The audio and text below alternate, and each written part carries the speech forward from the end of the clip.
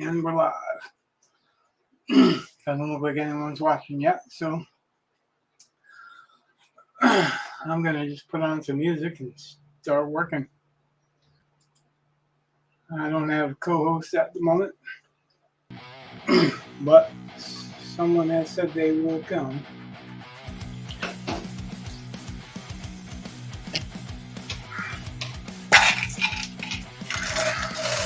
As usual, the paints are golden opens.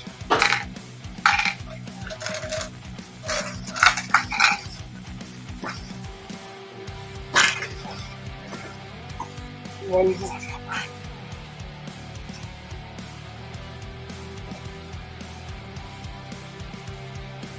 What on?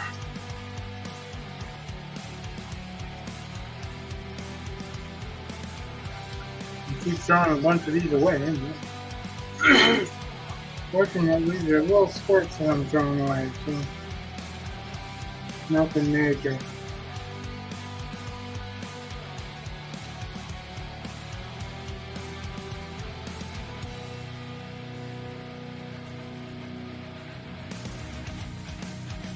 This is cadmium yellow dark.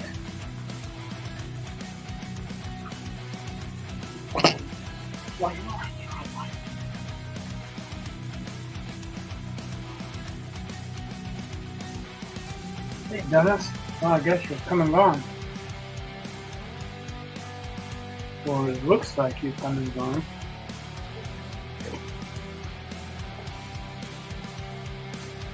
Cadmium orange.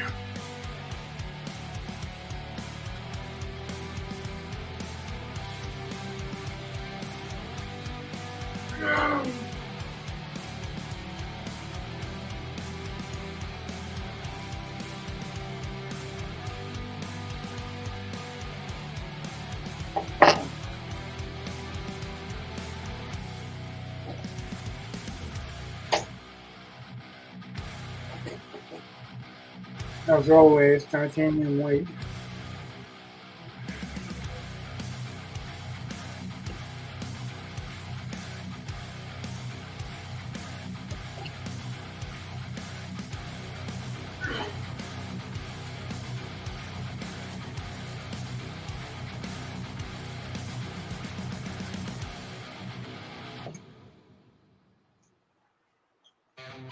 Hiding the values.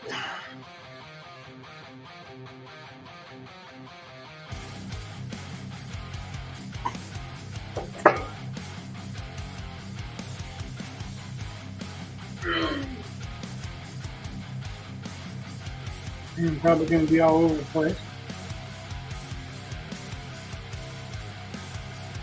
Ultramarine blue.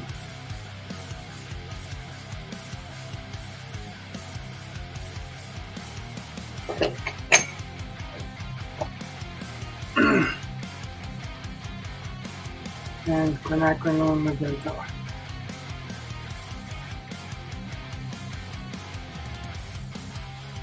There are days I can't even say that.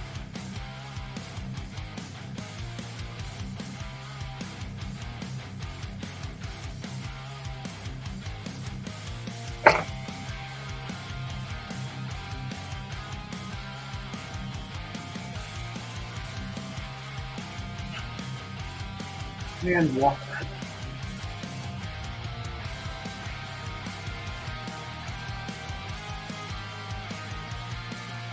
Right, 5 o'clock. Where you are, huh? Well, that might pop in. I've invited you guys. You were there. I invited you, Dennis, co-host. We're talking about possibilities right now.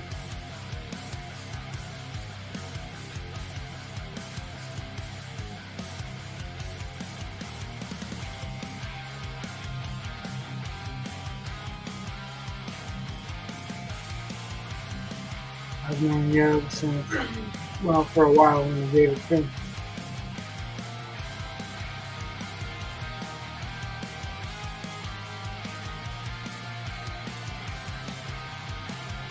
Fan server.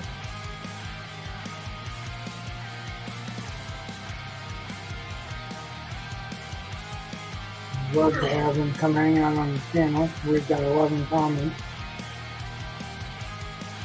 At the very least, we do a testicle. I think we do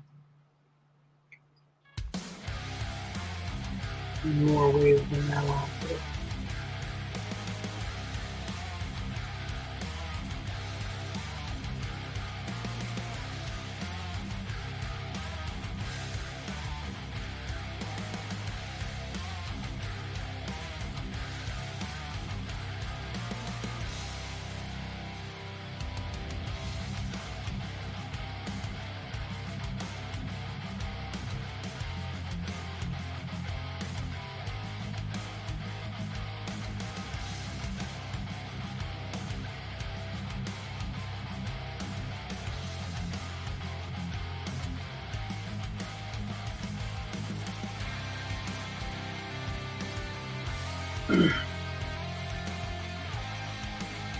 The thing about the magenta is it works with the blue and it works with the red one.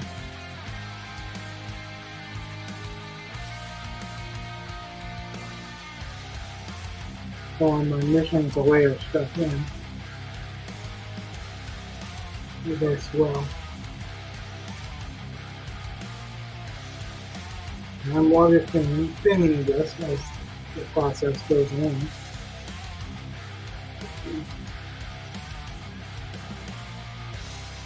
It's the method that Michael Whalen said he used when he started. So I'm not sure he still uses it quite often because once kids get comfortable with the method, as artists, right? It becomes our method.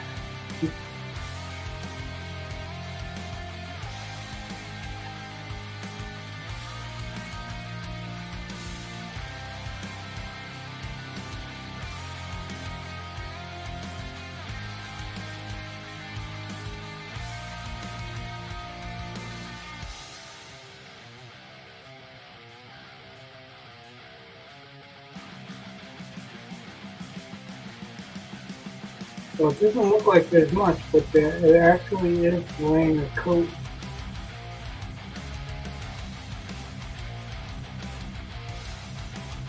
A very thin coat down, which I can build off of.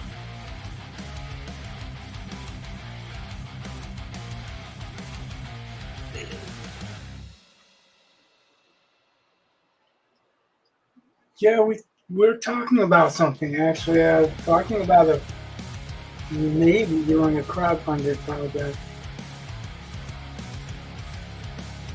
which I talked about with other people before, but we talked about with Yev a long time ago too. He just was busy, so he didn't really have a chance to read the material I want to do.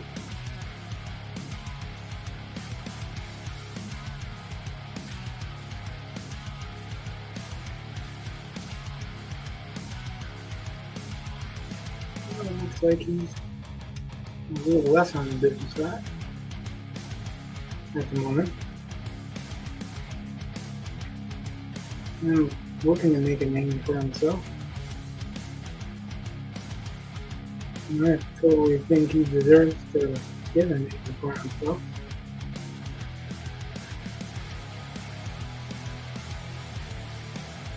Which is why I said in the fan server where I'm the mod that if I could, I would share his screens too.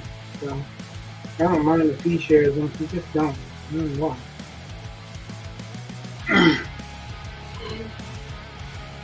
He's welcome to save his upcoming screen. Just not put a link on there.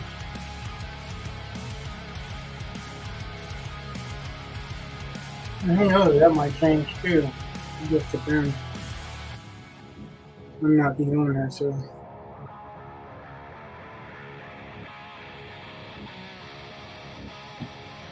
Can't make those claims.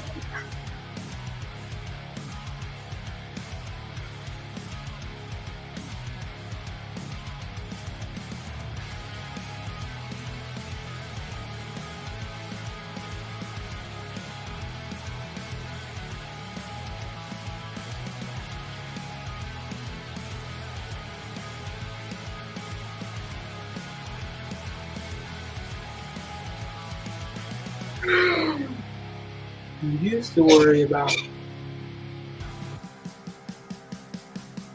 sticking my fingers and dabbing stuff off.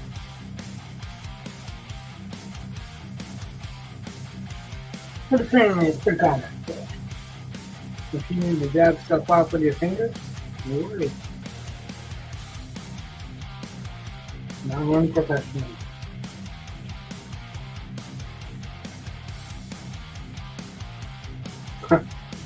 So for all the moms that want to paint, you're pretty used to that anyway.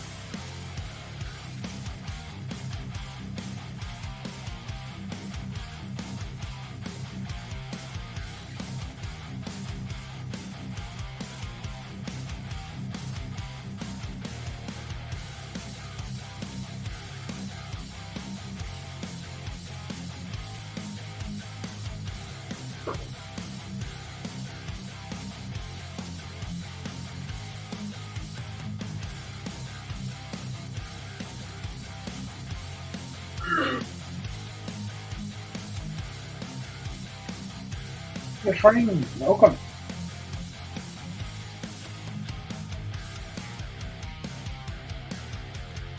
What reminds you of an 80s rock band cover, rock album cover?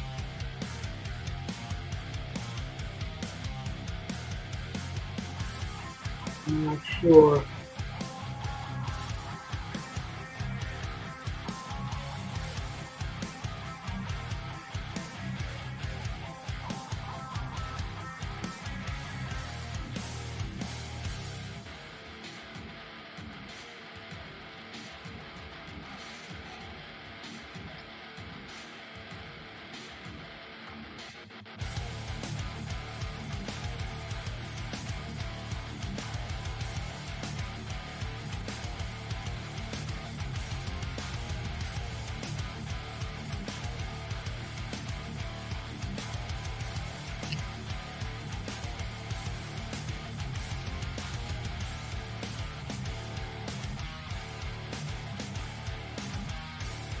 I suppose that's a good thing.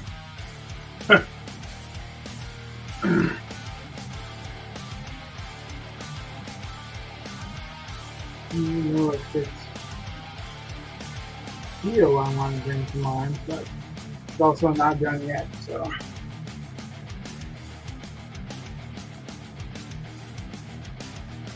You do like his sense of dramatic, but, well, the album artist sense of the dramatic. Because that's really what we're talking about.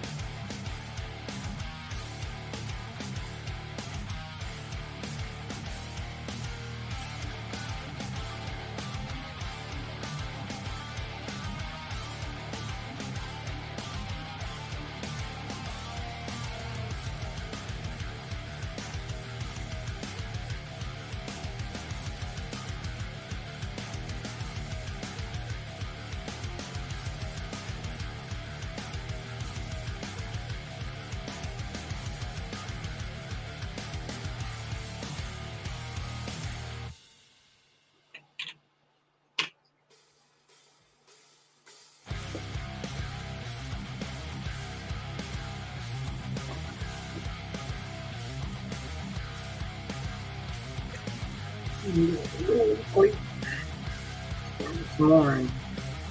Yeah, that I've been saying, like I already said, people have asked before, I'm a fan of the dramatic colors, I'm a fan of the dramatic schemes, like the hot and cold color, because they in themselves are contrasts that draw the eye.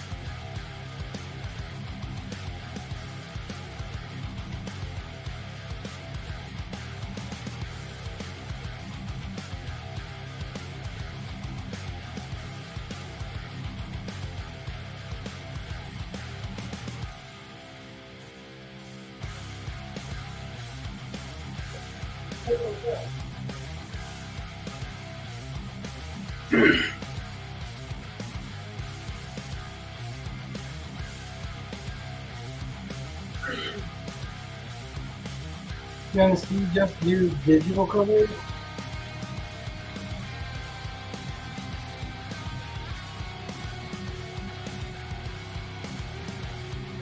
And I'm not being condescending when I say just, I'm just asking if you use other media.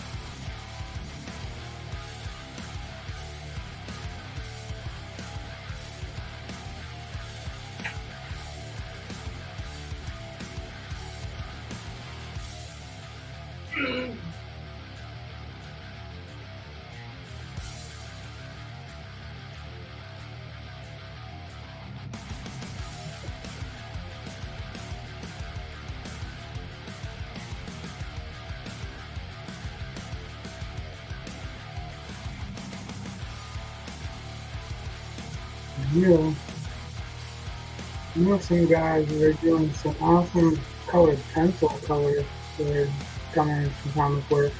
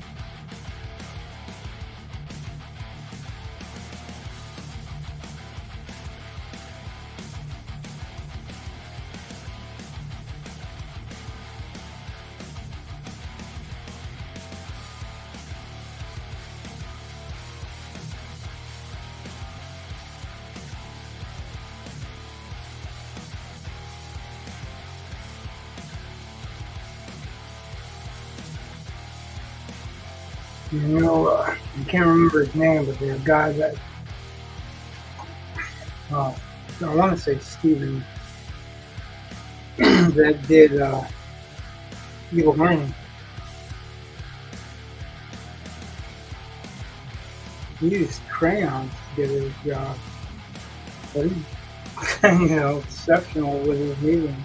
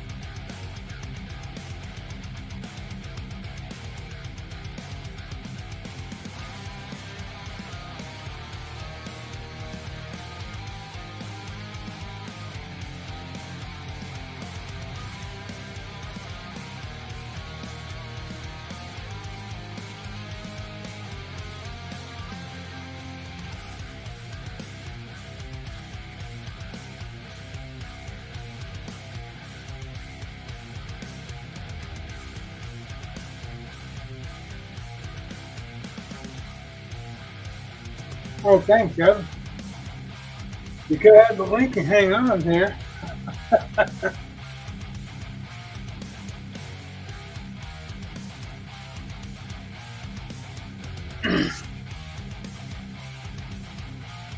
You were just mentioning me not that long ago.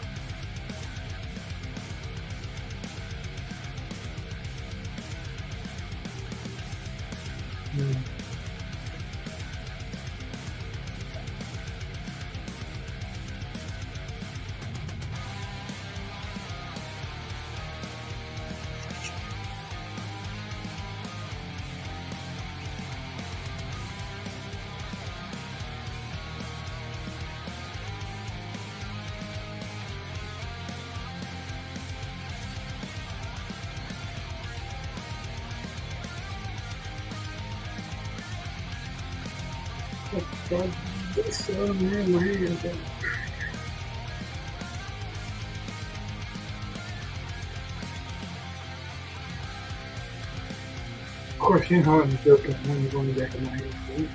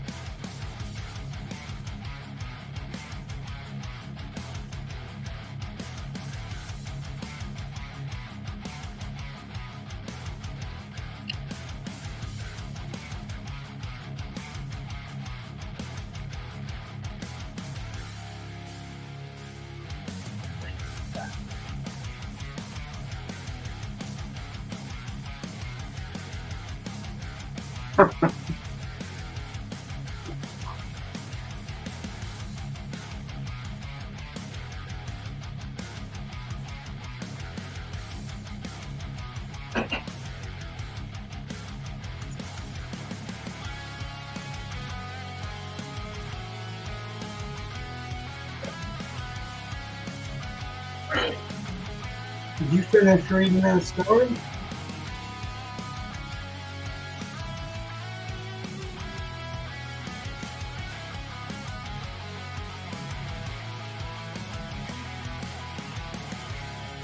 Right on.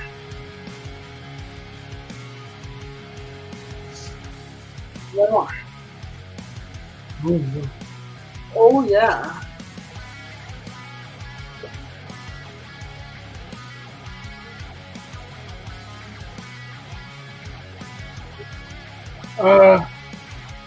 Yes and no. The pink is yes and no in underpainting. It's going to be the same value as the orange because it actually fades from orange to pink on the snow in my reference because the snow is white. So it's going to be a little bit more magenta, but it's still pretty close to it's the scheme plan. She is going to be hot to stand off from the pink a little bit. There's going to be some footprints coming out from the direction of the damage she's done.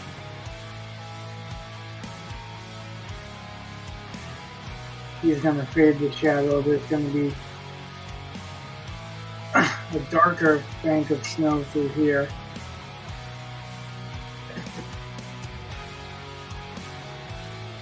That's why I lean over just quickly.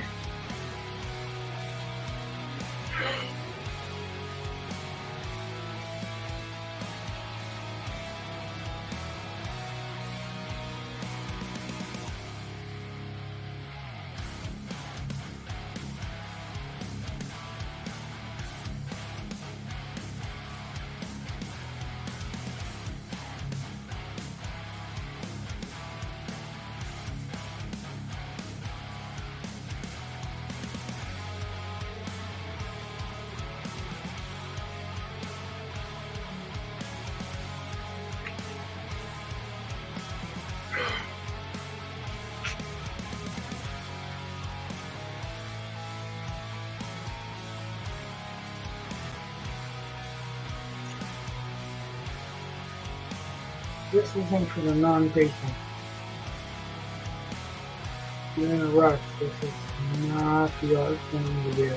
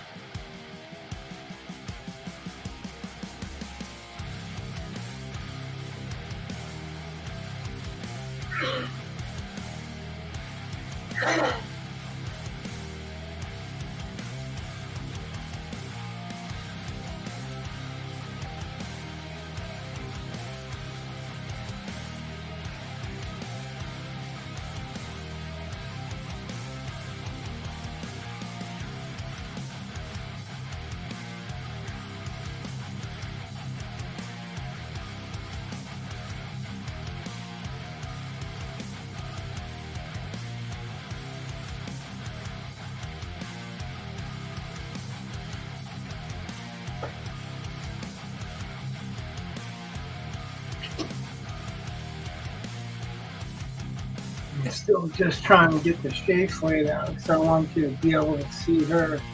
Her face is just coming out.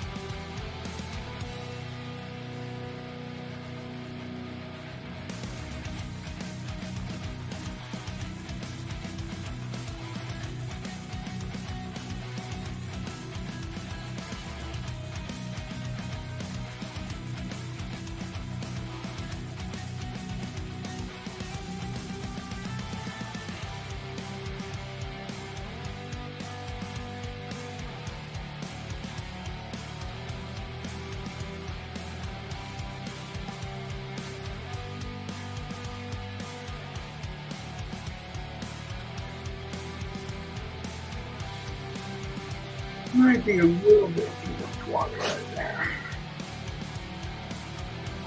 A little bit.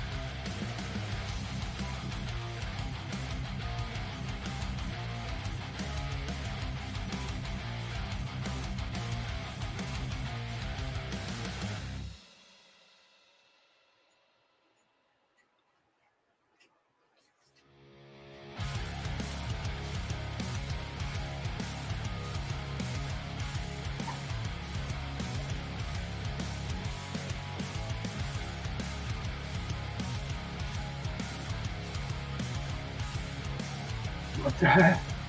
Oh. Had to move boxes. Well.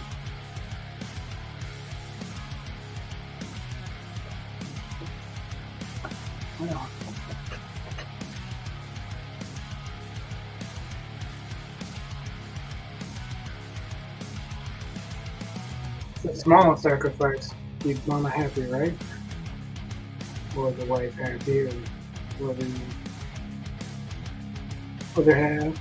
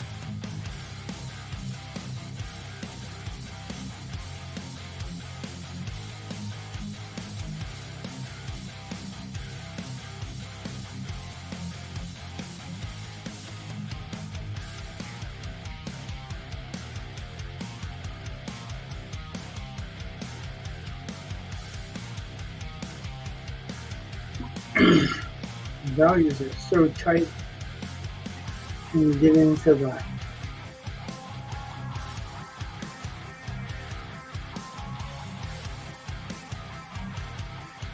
actual rules. Can't get too high with the value. Otherwise it looks like it's glowing instead of just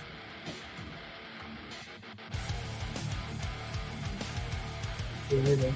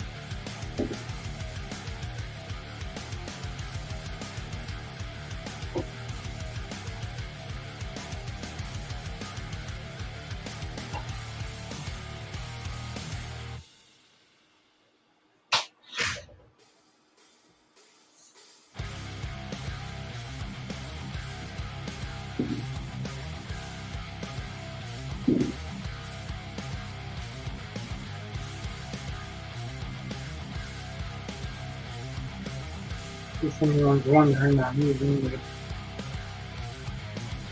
the Princeton Warren number 6 filbert. I'm not using like a very fine tip on it.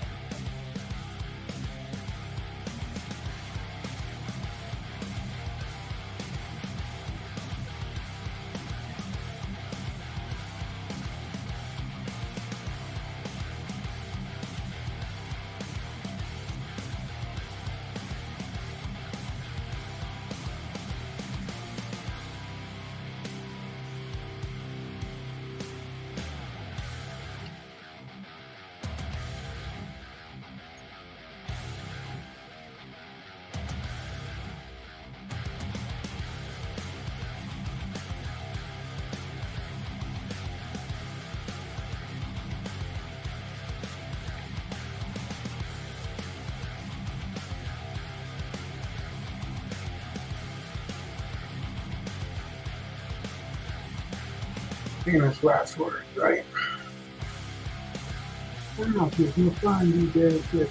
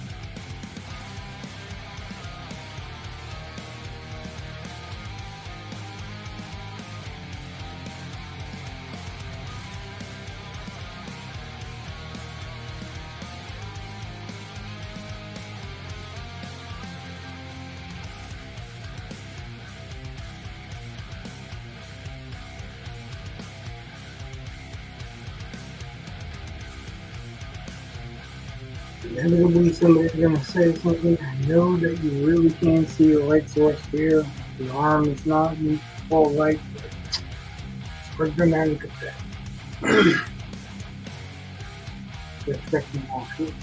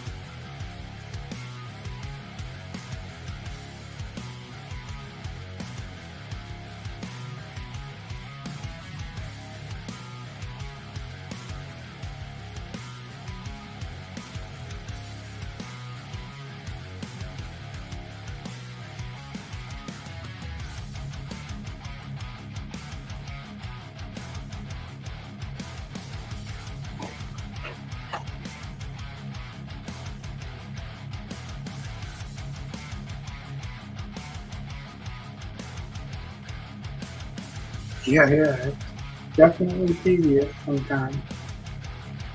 I actually like seeing what happens when you add a layer over it and how you change it. And I'm still covering up a lot of the under painting from the glow and the brown because I did all that first, so I could work forward.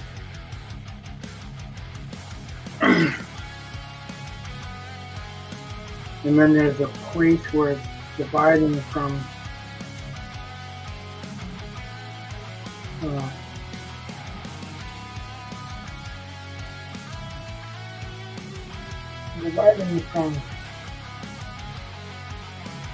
white to hot to cold.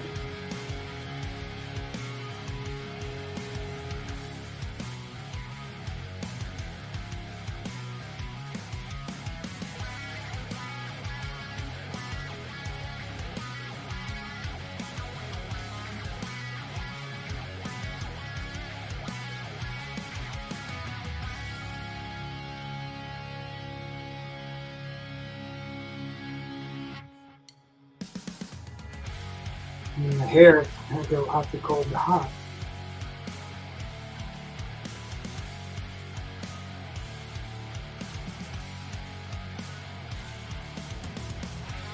A little bit in there.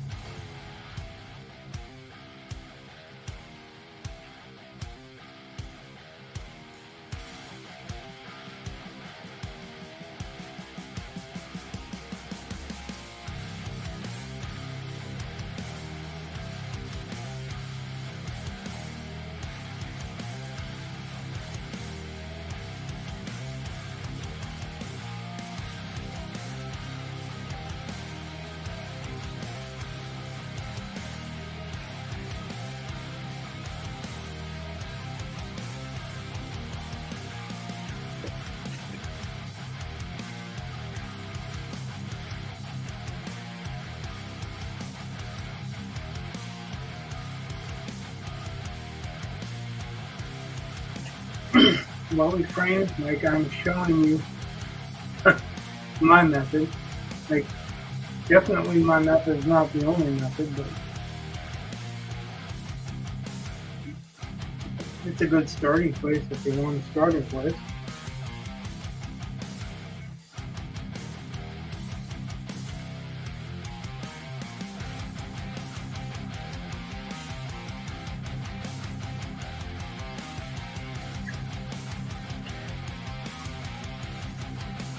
Golden opens, unlike a lot of other acrylics, stay moist and mixable longer.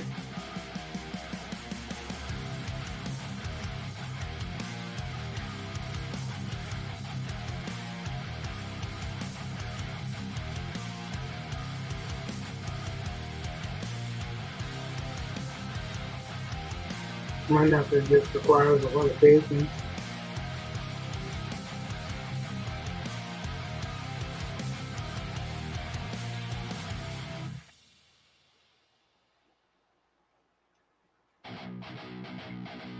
Acrylics generally dry darker.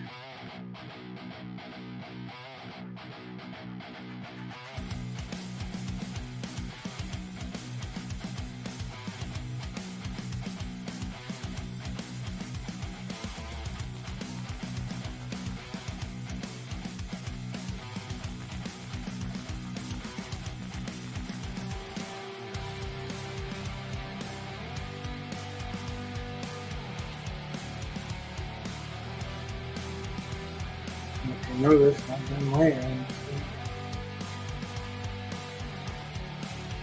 It's not exciting in the process. Well, a lot of people aren't going to be excited about it. You may not be excited watching the process, and I can understand that. I take great enjoyment out of watching things come to life and go the way that I'm trying to make them go.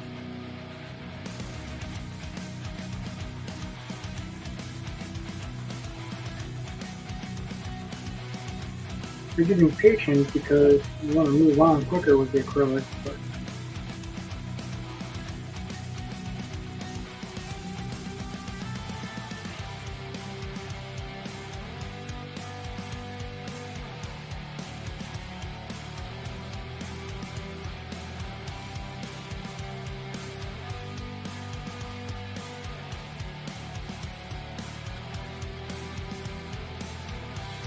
for a lot of them, there's pretty much just a trick that you know certain colors make warmer colors or muddier colors or gray out or neutralize other colors, and you use them for what you intend to use them for.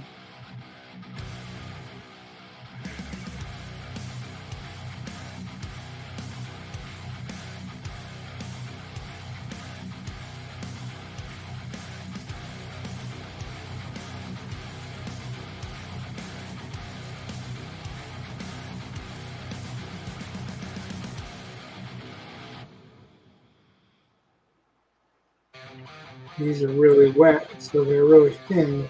The thinner they are, if you put them over a coat that's already dry, like what I'm doing, you create kind of a thin, semi-transparent film where you can see the other color through it.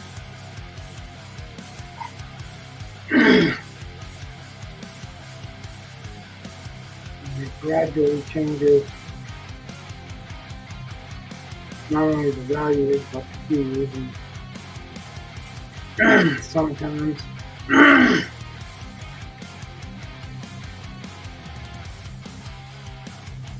lot of times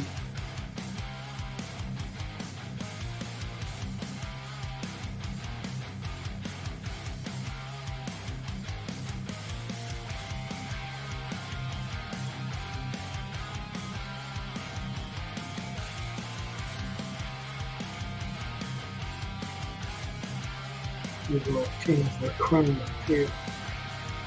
The chroma is basically how bright or dull the color is. So when I was asked, is that going to be pink or is that an underpainting? It's all an underpainting because I'm painting over all of it until I'm happy with what I get. But I get certain colors, some of them are yucky, some of them look really natural considering the effect I'm trying to get. Some of them are dull compared to the effect that I want to get.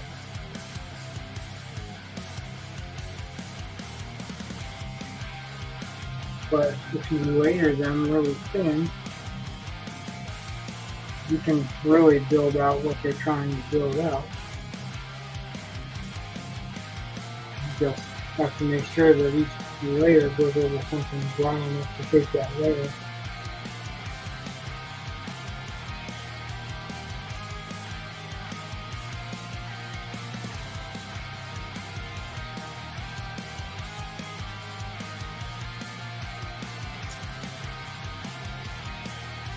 And yes, the blow dryer can help if you have one you want to use one.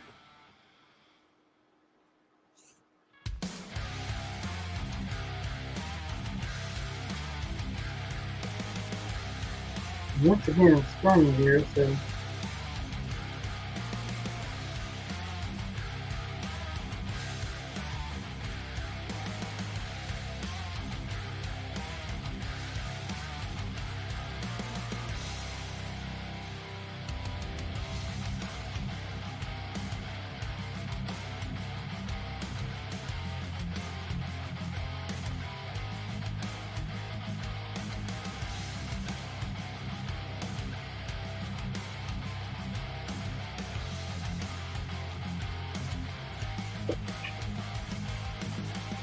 it's just like you using a pencil. You want to get thicker or thinner lines. Sometimes it's just how well you're controlling the tool.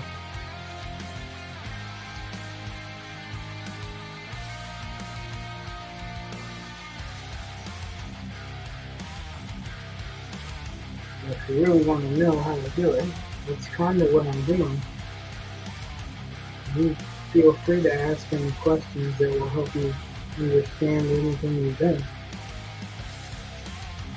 That's what I'm doing this whole channel for, really. To help people that want to learn something new.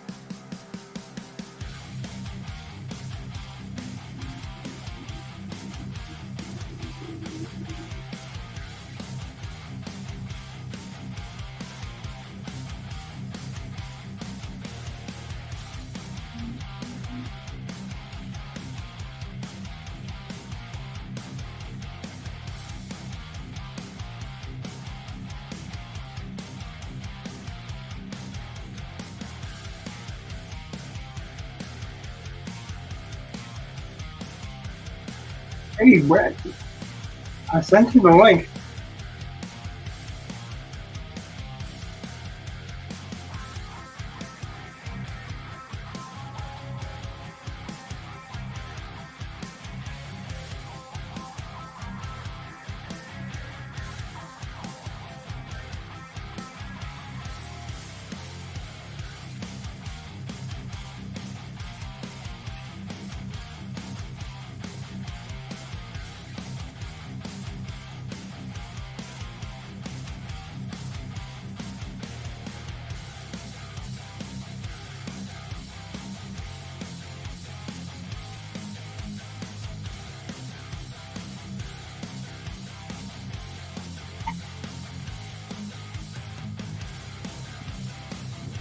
Well, Glad you can make it. Oh my goodness. Fun times.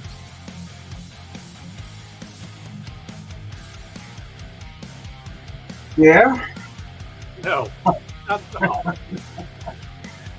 Well, generally, when you say it like that, you know, I mean- it's been fun times.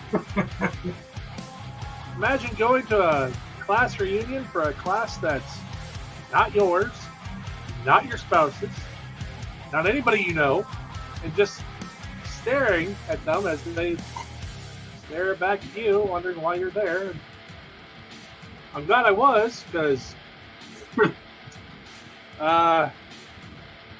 I could have fun with that.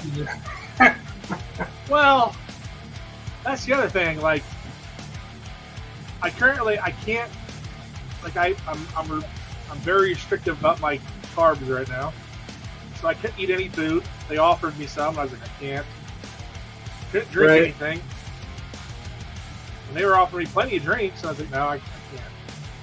But yeah, they were offering.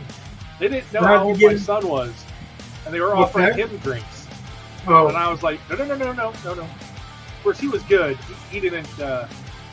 He told him. didn't take him up on it. Yeah, he's like, no, I'm 15. Like, oh, yeah. Oh, it's one of those things. How do you end up being involved in that then? Just, oh. I mean, music was fine at least. That was good. DJ was good. And, you know, whatever. But How did he end up getting involved in that? I don't know how much I can say. Because it's online, or Yeah. you're There, I'll send you a message, and then then I'll understand. yeah, Everybody out because there, I'm amazed. Even stuff I put on Facebook, which is relatively private on my end, my students will still find it sometimes. they're looking for it to fuck with you. Yeah, pretty much. And I'm very careful because of that, because I know they're looking for stuff to, you know, they want to know political views and things like that, because that way they can hold it against you. So, That's just, I hate that. I hate Yeah. it. Who cares? Your job is not a political job. I know, but as a teacher, I've been accused of being a liberal. I've been accused of being a right-wing nut. I've been accused of everything. Like, well, I mean, I've even had both ends of the spectrum accuse me on the same day. And I'm like, I must be doing something right, because Right? everybody hates me. So, but whatever. It's just part of the job.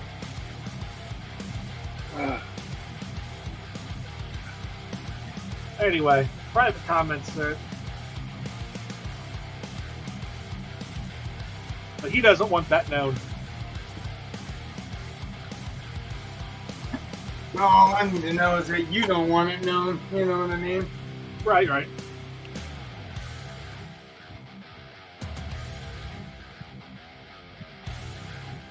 Oh yeah, no, I knew that. I was just asking how that became an issue. That they just did it because of that. Yeah, And, that's why they wanted him there. Okay, so it was because of the reunion thing. They wanted that ambiance. Yeah, he gets invited to a lot of odd things. Like he's been invited to a funeral before. It's just like, well, that's weird, but okay. Yeah, right. I don't think he's done a wedding yet. Well, he might have. Wasn't my boy that did it, but I don't think anyone's done a wedding yet, which is kind of weird. But also, I don't know why you would invite him for a wedding, but I don't think I'd invite him for a funeral. So who knows? You know. Well, maybe if it's like that person was, their whole life was about that, like, you know, a wedding. Right. It could be. I don't know. You know, I mean, whatever. It's sad, but it's possible, you know. Yeah.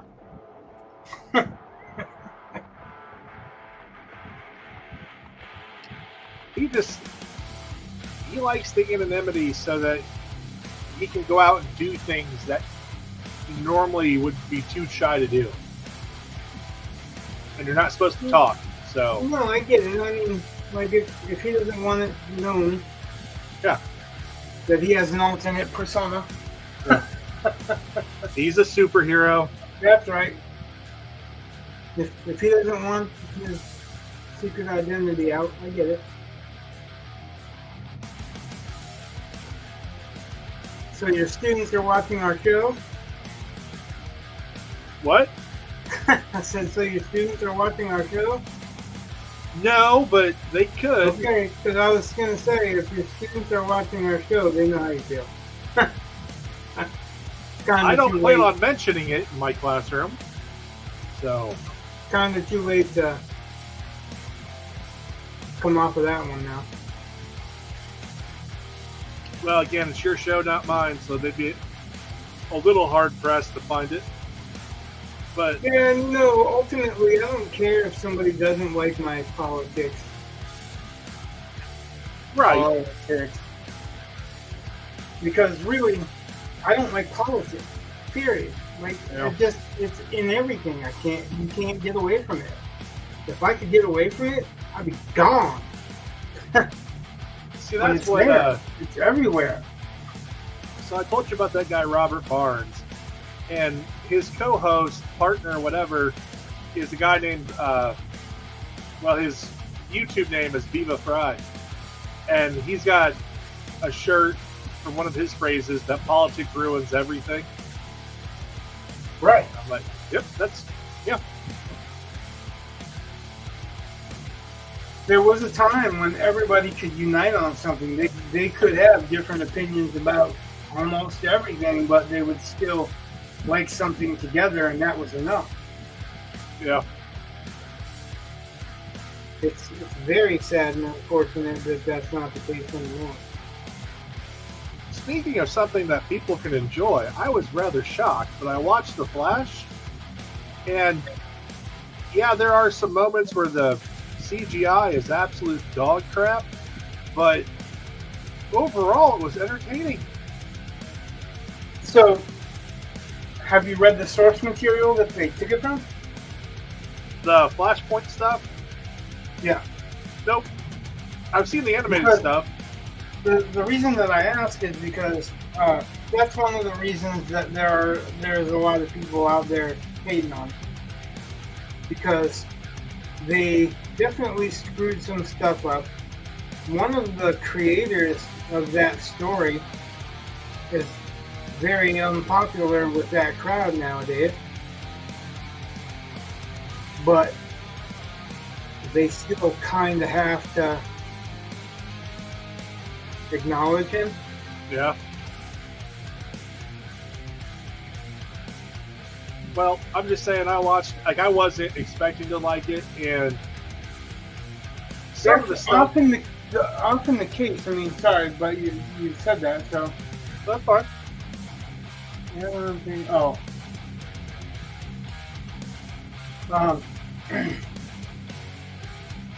what was I saying? It's often the case with what were you saying? 'Cause- Oh, I was saying that I expected it to be a turd. That's what you were saying. That's what I was saying. Often the case if you go in and thinking it's going to be absolute garbage, that you'll actually find stuff that ain't so bad. Well, Often the case, not always the case, but often the case. it would have been very easy for me to turn it off. I mean, not a big problem. But the fact that it kept my interest and you know, again, kept me entertained. Or what you watched it on? One of my sources. Ah, Let's just say a friend invited me to watch it, mm-hmm. or I paid no, for eight. I asked, 'cause, like, I wouldn't pay to see it. I have to wait for it to come out on something that Right. something that's free. Like, honestly, though, there's very little in that universe that I would go and see. I'm not a really big DC fan, Yeah. and what they've done to Batman, I'm not really super fond of. I'm one of the guys that found a bunch of plot holes when it came to the Batman. Yeah. But I love Batman. I'm just waiting for something else to come out good, you know?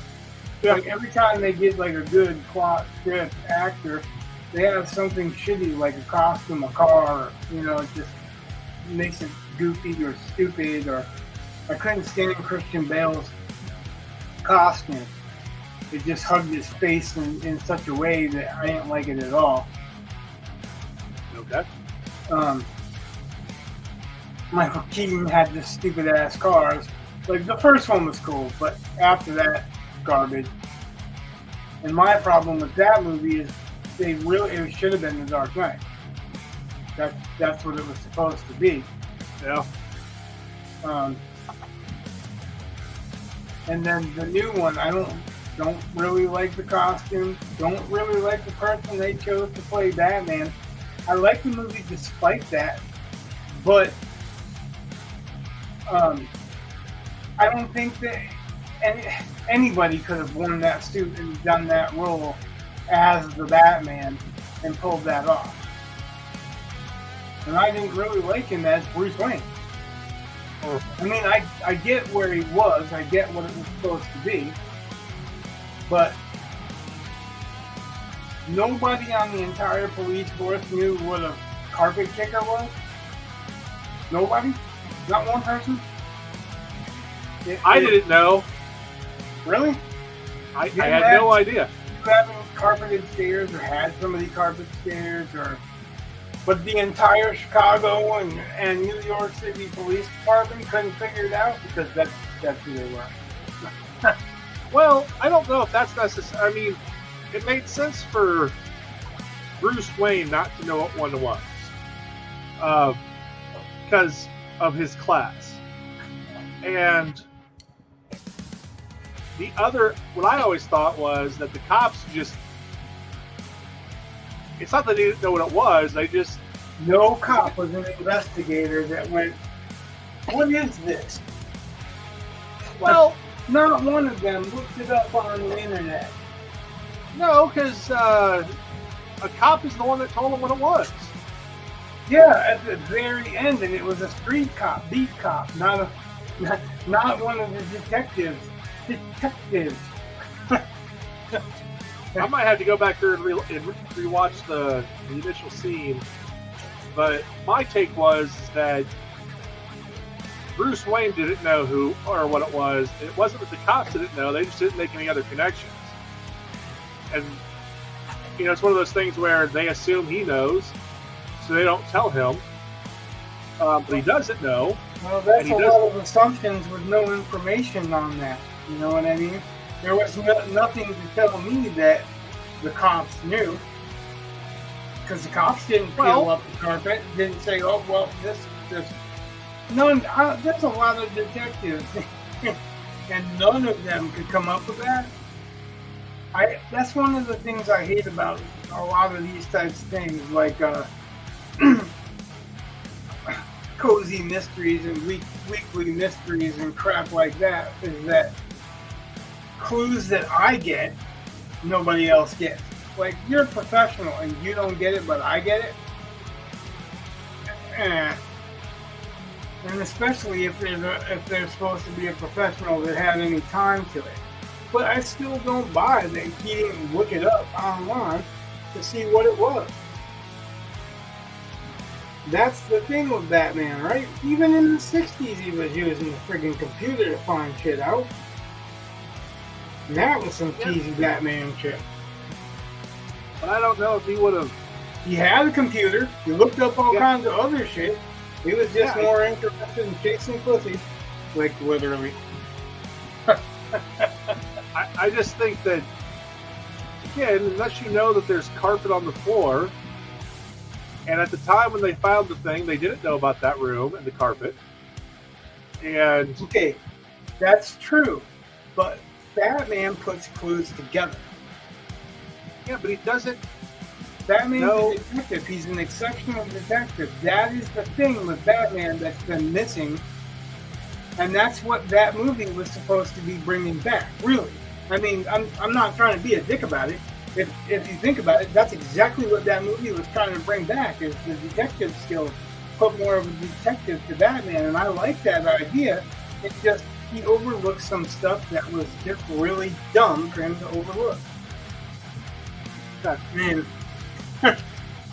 I'm not saying I didn't enjoy the movie despite it, but I'm saying that shit's noticeable to me. That's bad writing. It's the same thing. I didn't like the end with all the people with shotguns.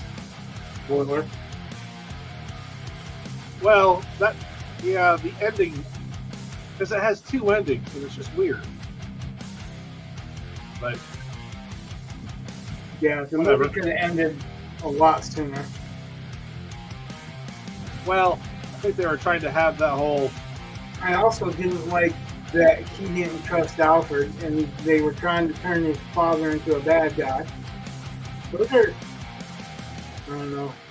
We talked about it before. There's some certain fundamental basic to expect, and that was kind of disappointing to me, anyway. Well, I think they were playing on the Court of Owls. Not saying that. Yeah, whatever. He's been him forever, and those things have been established forever. So when you change it, I don't give a shit if it's in the comic book or not. Matter of fact, most comic books nowadays are not good because of that shit. But that's beside the point. Like, anyone that's supposed to be a detective and supposed to be an exceptional detective should pick stuff up that I can't. Like, if I pick it up and I'm like, that's the reason that I didn't like The Sixth Sense. Did you ever Like, watch? because I knew at the end, before even the twist comes up, I'm like, he's dead. Well, He was gut shot. He's dead.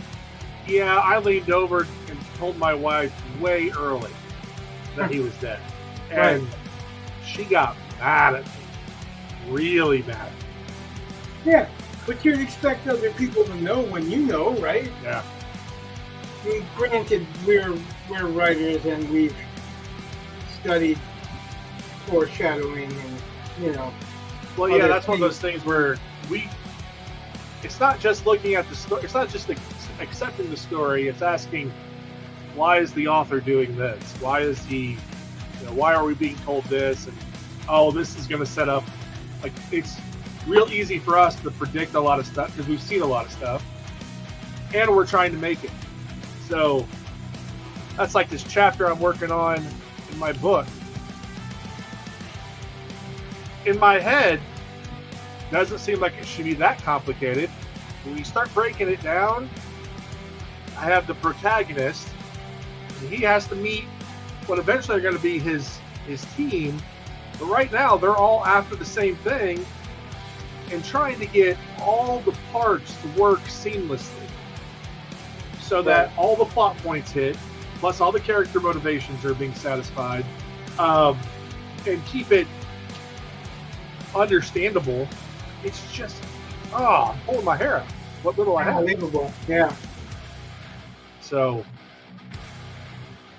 I don't know how much I'll have done for tomorrow, but you know what? Like I don't know how much I'm gonna have done for tomorrow either, but I made some discoveries, and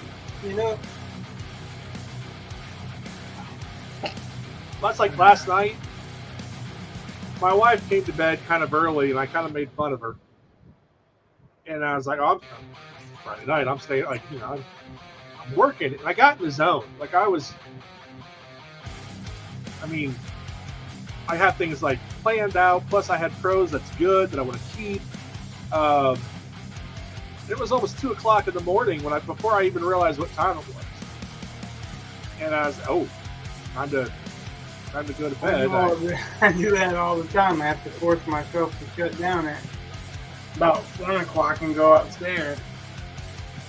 Yeah, well, I can't do that when I'm during school. Like I can do it during summer. But Saturday mornings, my wife does a cardio drumming class. Like she teaches it. So I go there and support her endeavors like that. But it means I have to get up and go do that. So I need to sleep. She kicked my butt today. It was just part of it. I don't know if you've ever tried low carb, and I did this like right before 2017. I had lost about 100 pounds, and I knew working out during that, like you can feel when your fuel has run out. It's just you're fine, you're done. Yep. And this morning, it's not that hard of a class, but by the end of it, the little breakfast I had was done. And I made my son drive me home. I'm like, no, I can't drive. I just can't do it. Like, I can't trust that I'd completely be aware of what's going on around me. And I was done. Yeah, totally respect it.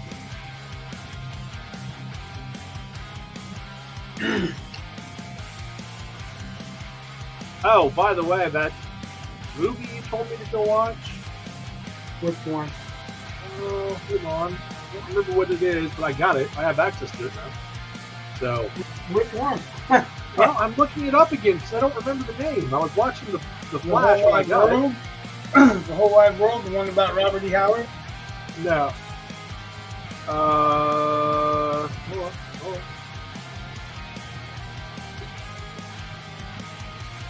House of Flying Daggers. Oh, yeah. So, you're that'll gonna probably be my enjoy next that one. I bet you enjoy it. Like, I don't know, it's not like literary genius, even though it's a really good plot. You'll like it. It's a little bit like the stuff you write too, actually.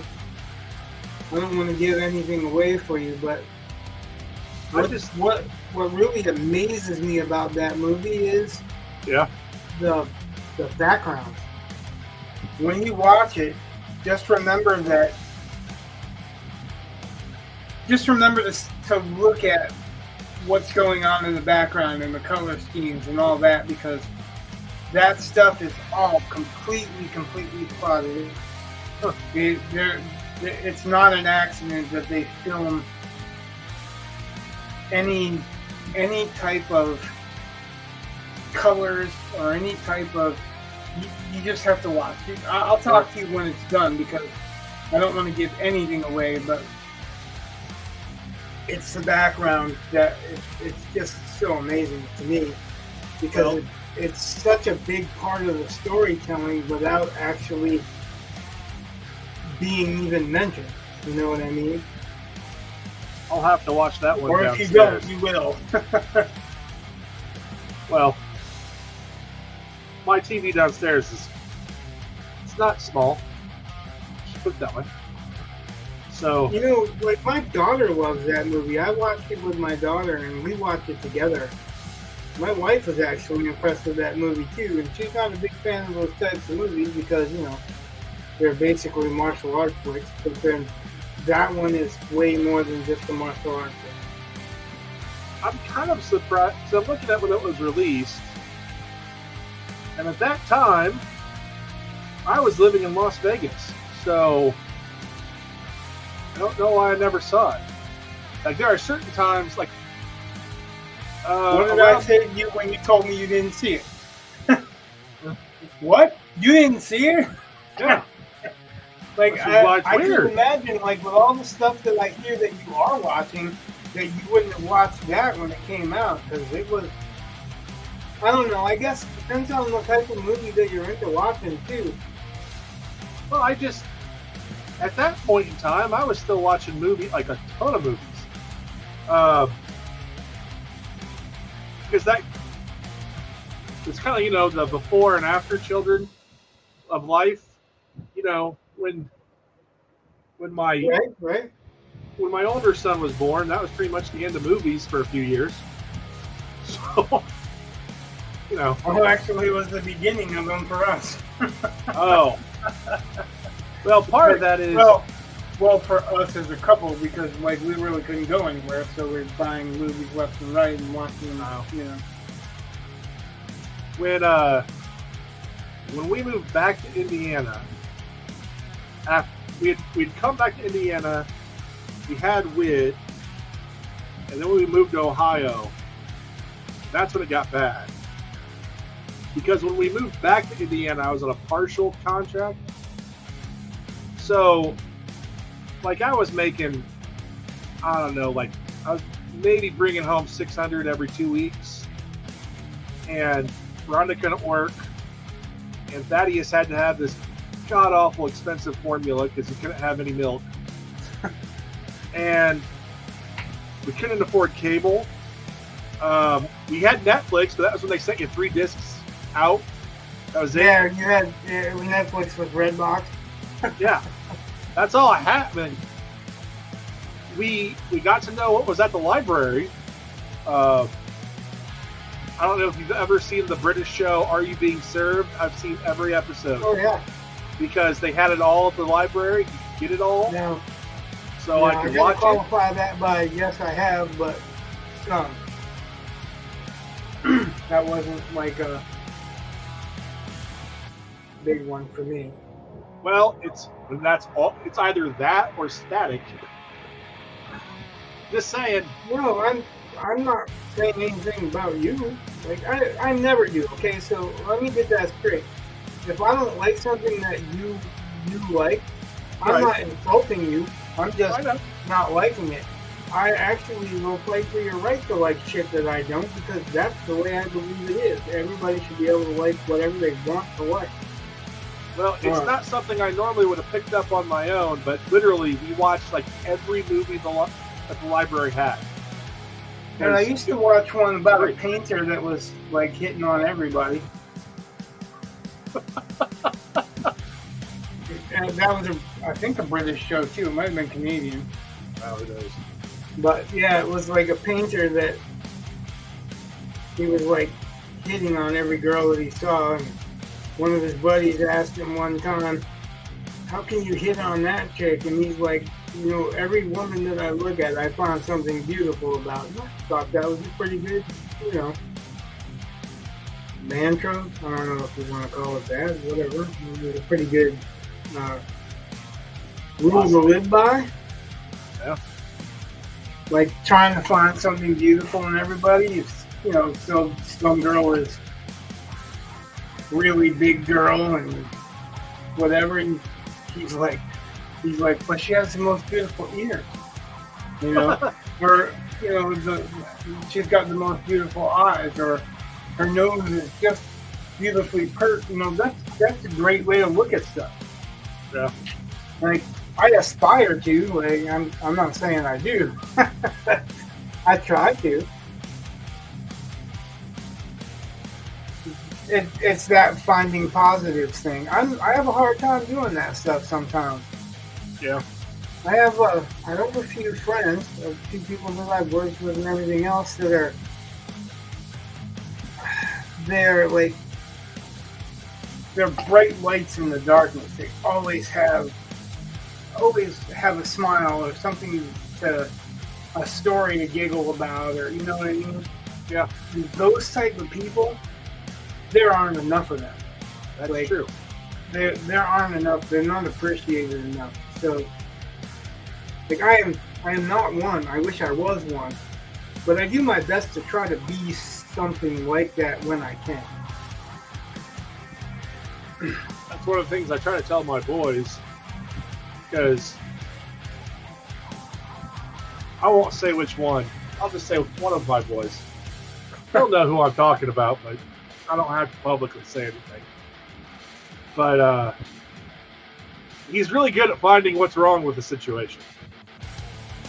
Why something's not going to work. And he gets it from me. I was going to say, I kind of do that a little bit too. And, well, I always tell him, I'm like, about movies. well, I always tell him, I'm like, you know what? It's kind of easy to figure out why it's not going to work. The real challenge is trying to figure out how to make it work despite that.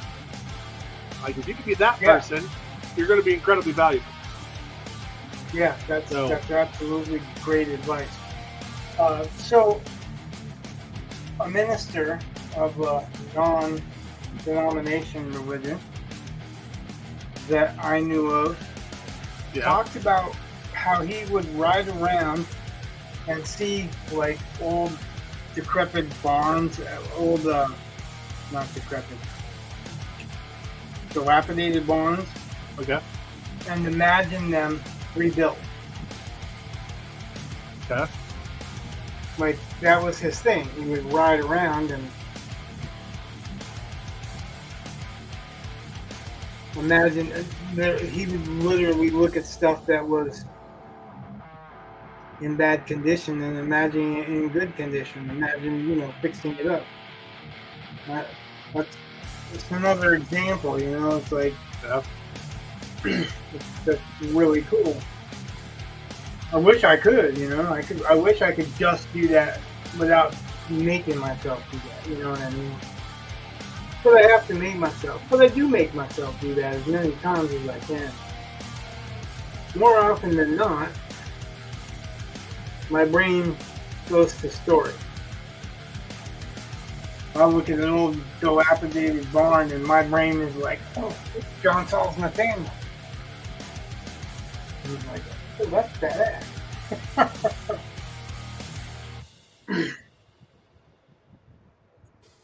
Ever since, well, okay, so the guy that played Balky, whatever his name is. His name is... I'll know it as soon as you say it. Because I know his name. Bronson Pinchot. Yeah. He had a TV show for a while. I don't think it's on anymore. I don't think it ran very many seasons. But it was him basically remodeling a house, except for he wanted all old stuff. And he didn't want it retouched. He just wanted it old. So he literally did that. Those were his. Oh, I know. I watched houses. If you look it up, like, everybody makes fun of him because of all the money that he lost. Because what he did, he was buying houses in this town with all the money he had saved up and renovating them to save the town. Well, because, like, it had been hit by tornadoes or earthquake or something like that, and he was, that's what he was doing. He was taking his money to rebuild, refurbish, and then, put homes out there so that people have them. Well, And- his aesthetic was just some of the stuff I was like, no, I'd want new things. I don't think Yeah, I'd it's want it. really quirky. Yeah, What we're talking about, but yeah, that's what I'm saying. He had a good cause what he was doing it for, but yeah, it didn't turn out very well for him. after I saw that, and I think after I saw one of the episodes of Moon Knight, actually, I started getting in my head that, like, I'm part of a group about abandoned buildings in Indiana, Oh yeah, and that's it's not cool. that I want to see them necessarily fixed. I want to see them incorporated into a modern design. So, Oh, like, if you have part of a crumbled brick wall, you don't like the history of them. You just want to see them well, I'm just saying, renovated. if you have a crumbled brick wall, you should keep as much of that wall as possible. And it's not that you're trying to build a wall that hides the fact that part of it's old. It's just that, like, wherever you're missing, maybe you put glass or something like that, so that it's infusing the old with the new. And I think that would be, if I had all the money in the world, that's the kind of thing that I would be buying to live in.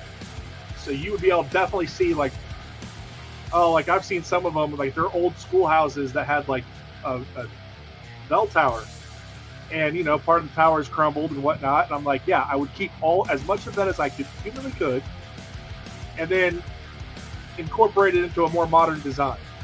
So you can definitely tell where the old stuff was. You can definitely tell where the new stuff is. I wouldn't try to hide any of that. I would just. Too many times I see people try to renovate and they try to make it look brand new, and I'm like, no, that's hiding the history. I want to highlight the history. So can't convince my wife of that yet, but I'm getting closer. Helps that we have Have you ever house. heard anything that he's read? that he's read. Yeah, he does audiobooks. No, Oh, he impressed the hell out of me. I He, generally don't like being read to. So there are different types of narrators. Right. There are narrators that read to you, and there are narrators that act out the scene. Yeah. And I like the ones that act out the scene because it's like a radio play. And, I wasn't old enough to hear the original radio plays, but when I was a kid, there was one that came on when my mom picked me up after work. But she had to take me to a sitter because we were, only parents. So it kind of brings back good memories for me. But he read Larry Correia's Grim Noir Chronicles, which I really like, but I think mainly I really like them because he read them. He read them in such a way, he has such a versatile acting ability that you don't even notice it until you're, actually, I didn't even notice it at first until I was hearing him read. Like, I'd seen him as Valky and I'd seen him in Beverly Hills Cop, but Right. I didn't really make any personal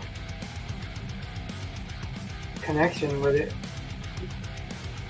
But when he read the Grim Noir Chronicles, he not only gave every character a voice, like he did, you could tell whose voice it was, which is really, really good. Because there were 2 Germans in that book, and he gave them 2 different German accents. 2 different, you knew they were German, but they were from different parts of Germany. It sounded like they were from different parts of Germany. And it was consistent throughout the entire novel. Like, he did a little girl, he did a deep voice guy, he did, big guys, little guys, guys that were really smart, guys that were really dumb. He pulled all of that stuff off, plus people from different countries, so smoothly that you really almost didn't know he was acting. Like it sounded like there was an entire cast. By the way, for any So I guess I'm viewers, just saying, if you get a chance to listen to something he read, I don't want any of your viewers to think that I hate audiobooks or that I look down on people for listening to audio. It's just not my bag. But I think it's great that people listen to them, that they're more available now than ever, and you can listen to them in your car and all kinds of places. I think it's awesome. I don't think that my viewers generally are audiobooks fans. Maybe a couple of them. Well, because a lot of my viewers, I'm sure, don't read novels. Well, that's sad. They should. Unfortunately, a lot of these kids or people or young adults or the adults that are here for art. They're here for, a lot of them are actually here even for a different kind of art. They're here for comic art or whatever. But who knows? Maybe a couple of them will listen. But I think if you get the chance to listen to him, it might be interesting to hear for you. It might not. It might suck. It might be all like, oh, he's bullshit. But well, there are a couple of narrators and audiobooks that I think really impressed me, but not many. So take that for what it is. My general problem with audiobooks or being read to usually is that I can read a lot faster and I'm impatient. I want to Did you know that you can change the speed? Yeah, but then you're changing the performance and I don't know. I mean, it just depends on how your brain picks up words per minute. Like, I'd have to slow it down a little bit, and I do like the performance. I'm really getting narrators that I do like the performance, but there are narrators, some of them, that are good actors, but yeah, they're not exciting me, so I go for something else that is. That makes sense? Yeah. Like I don't want to sound like I want to alienate anyone, because I don't. But. Right. That's just why I was saying, if people don't, or people like audiobooks, I don't want to poo-poo it. Not necessarily for me. I like the fact two things about audiobooks I really love. One of them is that they reach a crowd that novels won't anymore, because people just don't want to read. And for me, I can listen to an audiobook while I'm walking. I go out and walk an hour a day, and I can listen to a chapter, get a chapter, or if I'm going on a long ride, or if my boy is acting up and it's just driving me crazy, I can plug up my earphones and find peace. But like I said, I really like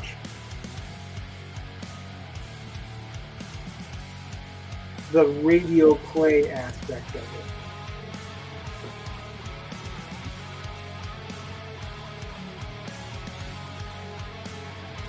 I guess if you don't like a radio play or whatever, you probably won't. But I don't know. It's no different than acting. If you get a really good guy that's doing the narration, and Bronson Pinchot to me was one of those really good guys doing the narration. So I thought I'd recommend him. As long as the subject was broached, If I had more access to audiobooks when I was in college, because every summer I worked factory jobs and I always worked third shift. And there were a couple summers where I'm lucky to be alive because I fell asleep driving several times on the way home. And I found that talk radio normally would keep me awake. And I would have rather listened to books, I think, than talk radio. Hi, Eli. Hi, Eli. He made his normal appearance. Good talk. Love good talk. You watching TikTok? Yep.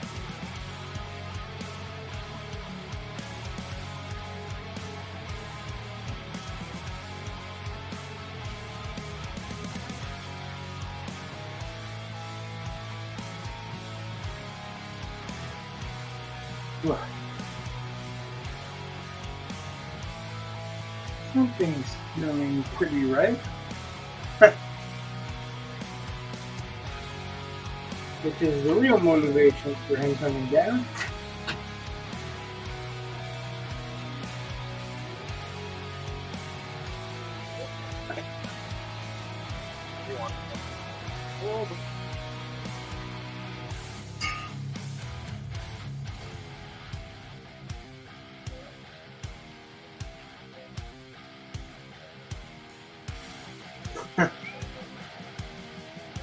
And the cat makes an appearance because he thinks he's my dog.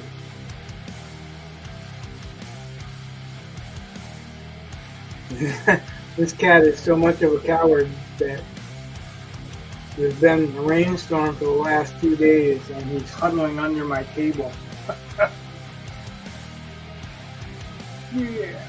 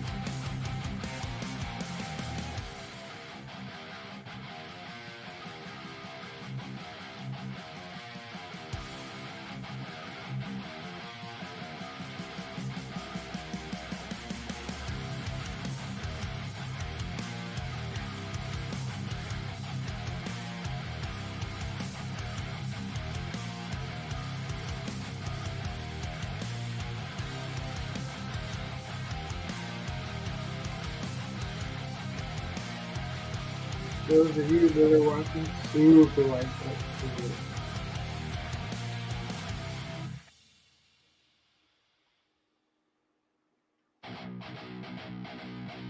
It's very wet. This mirror is very easy there.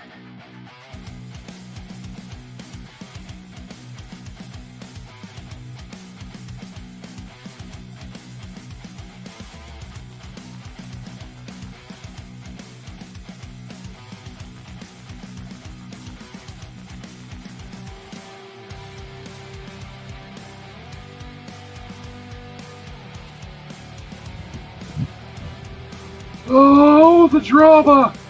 Anyway. Uh-oh. Is what it is. Oh, I hate that phrase. Well, I can't change. I can't change what it is. I promise. So. No, I mean, I hate the phrase, it is what it is. Oh, I know. I forgot you hated it, but I know it. Did I ever tell you why? Because it's kind of you giving up, isn't it? No. Why? I'm not gonna say it on air. But, Okay. there's multiple reasons, but there's one specific to me. But one of the reasons that I can talk about on air is that it doesn't say anything. That's true. You can just stop with the first "it is." There's a certain popular phrase which I shall not be saying online, because if my students ever find out what it is, they'll say it all the time. But when I was getting my master's degree and starting to flip out, my counselor, who I had to, like, part of the rules were you had to talk to your counselor like every 2 weeks. Whatever. I don't need to have my hand held to get my education, but whatever, I get it, fine. But she would say this phrase every single time, and I'm like, anymore, it just raises my hackles. I start getting anxious because it just reminds me of when I was not sure I could do it. So there are certain phrases, they're just triggers. Yeah, this one has a good reason. I'll let you know, but it's not going to be on the air. That's fine.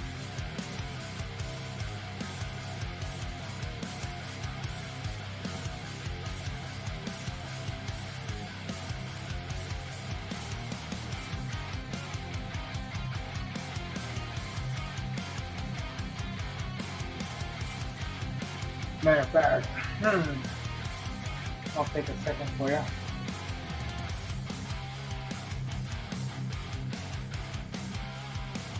We're the best YouTubers ever, where we talk in code.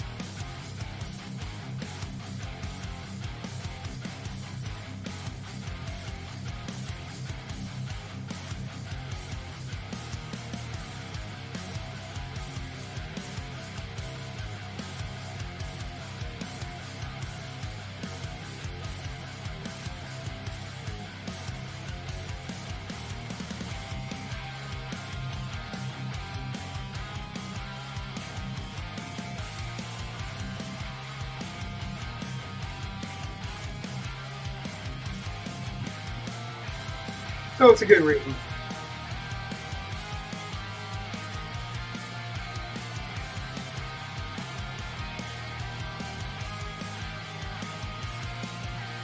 Huh.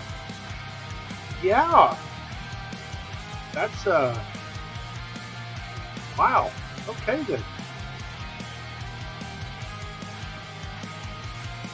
That's the main reason I hate that phrase. Oh, wow. I shall endeavor to maybe never say that again. Well, I thought it was fair for you to know that it wasn't just me nitpicking. Oh, that's fine. There was something attached. Now everybody else is going to be wondering what it is, but they're going to keep wondering. Yep.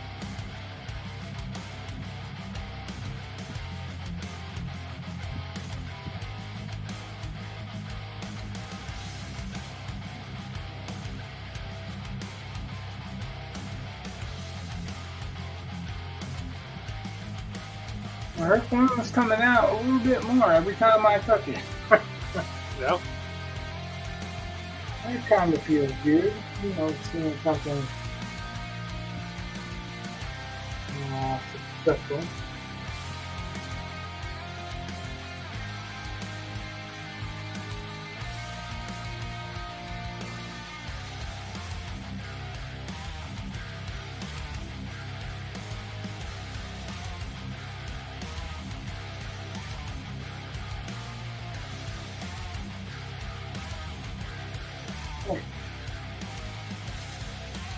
I didn't intend to make some green.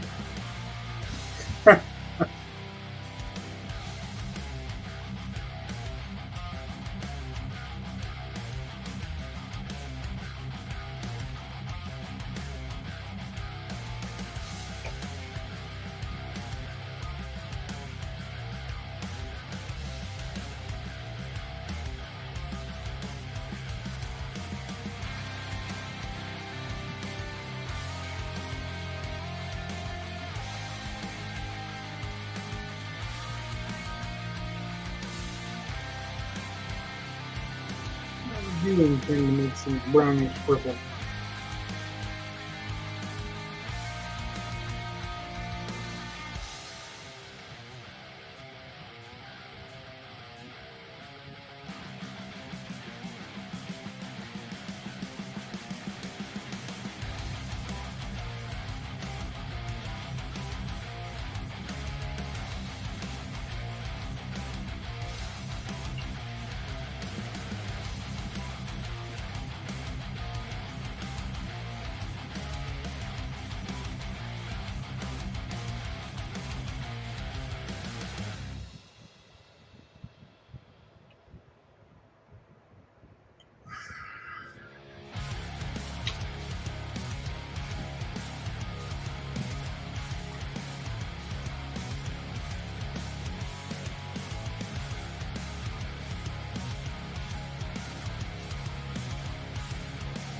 Well, that was a mood killer.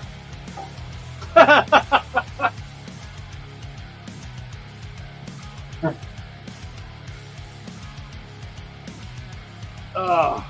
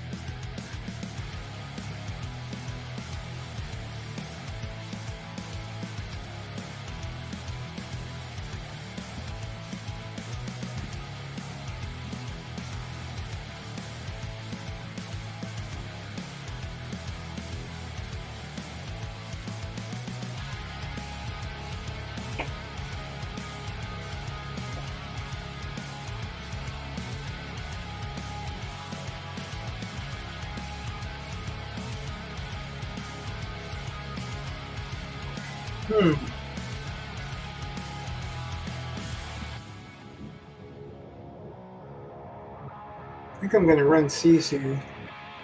You're gonna what? Rent Sisu? Okay. You never heard of it? No. So it's a callback to the fun days of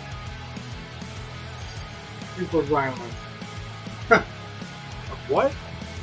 Super violence. Okay. Sisu is about a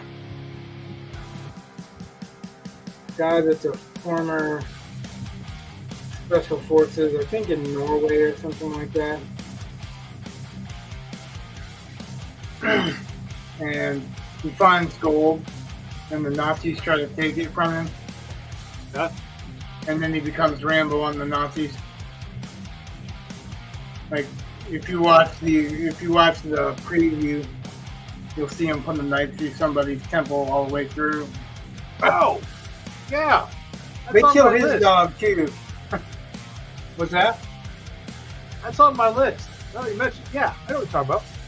Yeah, now it's rentable for $6 on Amazon Prime. So I've been waiting for it to come down because it was rentable for $20, and I'm like, I'm not gonna rent a movie for $20. I know going to the theater is more expensive, but I'm not going to the theater either. I don't even think that came out in theaters around me.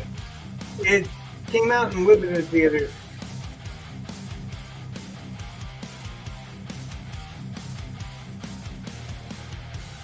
which doesn't really dispel what you said, but I contradict what you said. But yeah, I mean, I don't know what limited theaters it came out in, but I know it came out in limited theater. Or a limited. well, I think it did. It just, I don't think it had a very big release, and I saw it all over the place. So. oh, I didn't. And like, maybe my theater. Like, there have been times, like when they re-released Return of the Jedi, and I'm like, oh, sweet. And I couldn't go. Like, I had to drive over an hour if I wanted to go see it in theaters again. Like, what the heck? So, and I like my local theater. Don't get me wrong. I don't want to badmouth my local theater. But there are Is it your times when local I theater? question. Well, there are times when I don't quite understand why they're showing what they're showing. So, Well, you know, part of it's probably that they're incentivized to show certain things. sure it is. I don't know. I just sometimes question it. But yeah, before school starts up, I will probably watch that. Probably watch Because once school starts, I'm normally too busy. I fully Bad intend part. to watch it like within the next couple of days, so I'll tell you what I think of it. If you Right. care. You may not care. I mean, we obviously have different tastes in movies. Some we like together and some we don't. So Right. I'm sure that's kind of a normal thing. Well, part of it's also just, and it's stupid, but it is something that I do that, like, I can't eat popcorn right now. I could, but it set me back quite a bit for a while, like for several days. And, I like eating popcorn when I watch a movie. And so, like, I'll normally have like a couple things planned to watch when I'm going to cheat on my diet. And then I will binge and then cut it all off again. So I have found that about every 2 to 3 weeks of staying strict. Hey, you know, you have a plan to cheat. That's pretty cool. Well, yeah. My wife's like, you shouldn't call it cheating. You should just call it an amnesty or something like that. I'm like, Well, yeah, but it's I think everybody calls it a cheat day. That yeah. diet. It's because it tastes better if it's cheating. It's a secret ingredient. I don't know so much about that, but I have a very specific diet because of my medical condition. Yeah. So my cheat days are like ice cream or getting Chinese or something like that. They're not as common because my conditions are motivation. What's funny is, like, so one of my sons is basically following the same diet I am. And that's fine. And it helps, actually. I find that's not really a good intro to a story. It's like, hold my beer. But One of my sons. he had a date tonight, and so he wasn't. He's like, I'm just gonna eat whatever, and I'm like, all right, that's fine. So he's cheating today, and I was at that class reunion, and they offered us food, and it looked good. My wife had some, my son had some, and I'm like, no, I can't. So I'm thinking, why in the world, if Whit's cheating, why can't I cheat? But I didn't, so I stayed strong. Well, here's the thing that most people don't realize when they think of it that way. Who are you cheating? Well, future me. You're not cheating your wife. You're not cheating your kid. I'm cheating future me. Well, you're cheating you, period. Not future you. You're cheating you. That's like when I walk. If I cut my walk short, I can cut my walk short because I only have supposed to have to walk so long or so much time a day. But I don't like to do the minimum. I like to do the maximum. And if I cut short, I'm cheating me. I'm not cheating anybody else. It's my health that's being cheated, not anybody else. So I mean, that realization helped me. Might help you. Well, when I was getting I'm saying you did a good job, I guess. You know, like it's hard sometimes, and not many people will give you a pat on the back for doing something like that that's hard, but I will. When I got my black belt and I was training for it, that was the attitude I had. Like, because there were nights I didn't want to go to class. There were, just bad days at work or whatever, and it's hard work. I mean, it is. It can be brutal. There were nights where, I was dripping in sweat. My toe box was just drenched in sweat, and but then I started realizing, but the classes, I'm not going to class for the teacher. I mean, I like the guy, and he's knowledgeable and all that stuff, but I was going to class for me. Once I decided that, then it was a lot easier to go to class, even when I didn't want to, because I knew I'd feel better afterward. And proper motivation is important, really. Yeah. Like if you don't have that proper motivation, you care less. So there are times. There's no reason to give a shit, and if you don't got a reason to give a shit. Yeah, COVID killed that kind of thing. I mean, I was enjoying it, and I was going to classes and whatnot. And then we had COVID, and we couldn't spar anymore, and you had to wear a mask during practice, and that was really the end of it for me. Then I started my master's degree, and then I also found out I had heart problems. It's like, all right, never mind. I guess I'm kind of done. Because I don't think maybe if I lose more weight, but having to go back through and do all that training at this weight would just, is not something I would look forward to. Especially not when my wife's cardio jumping class made me dizzy. I'm like, I can't do an actual class. If it's I don't think dizzy, that's not good. I couldn't even. When I first started sparring, I would spar once and be about dead, and then it started to get to me where like, I can spar twice, like 2 rounds, and then it was 3 rounds, and then, just more and more and more to where I was like, no, I can spar, just keep on going, because I really like sparring. Sparring is fun. Because it's a challenge. Yeah, even when because I was an adult, most of the adults were, higher belts than I was always sparring people that were better than me. And you learn so much more that way. Oh, yeah.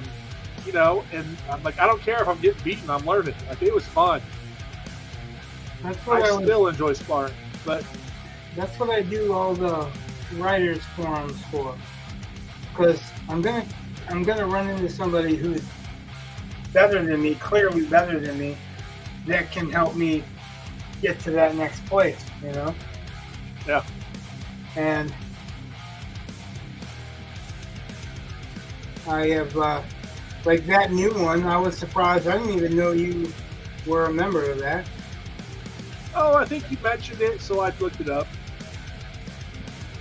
So, Oh, it was brand new, so like, I was like, wow, I didn't know you were even remember. but I saw one of your favorite writing mentors was posting about some Mentors? radio interview. Huh? Mentors? Well, yeah, I'm not going to say anybody's name because I don't want to offend anyone, but you and I have talked about this particular writer before.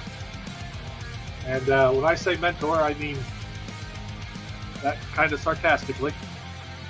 So, Oh, uh, well, okay. I will not leave it up to your imagination, but it's in the private track. But just watching him, I mean, just I think he was talking about mentors and Well,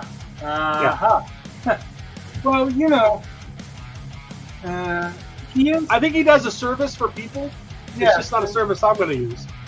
Well, I think actually it's a good service. It's just I'm already beyond that level. Right. Once So, you've already, because I it's nothing disagree new. with some of that person's theories.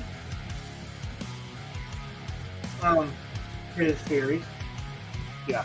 But I agree with you that he is doing a service for people. Unfortunately, when you do a service to people like that, some of those people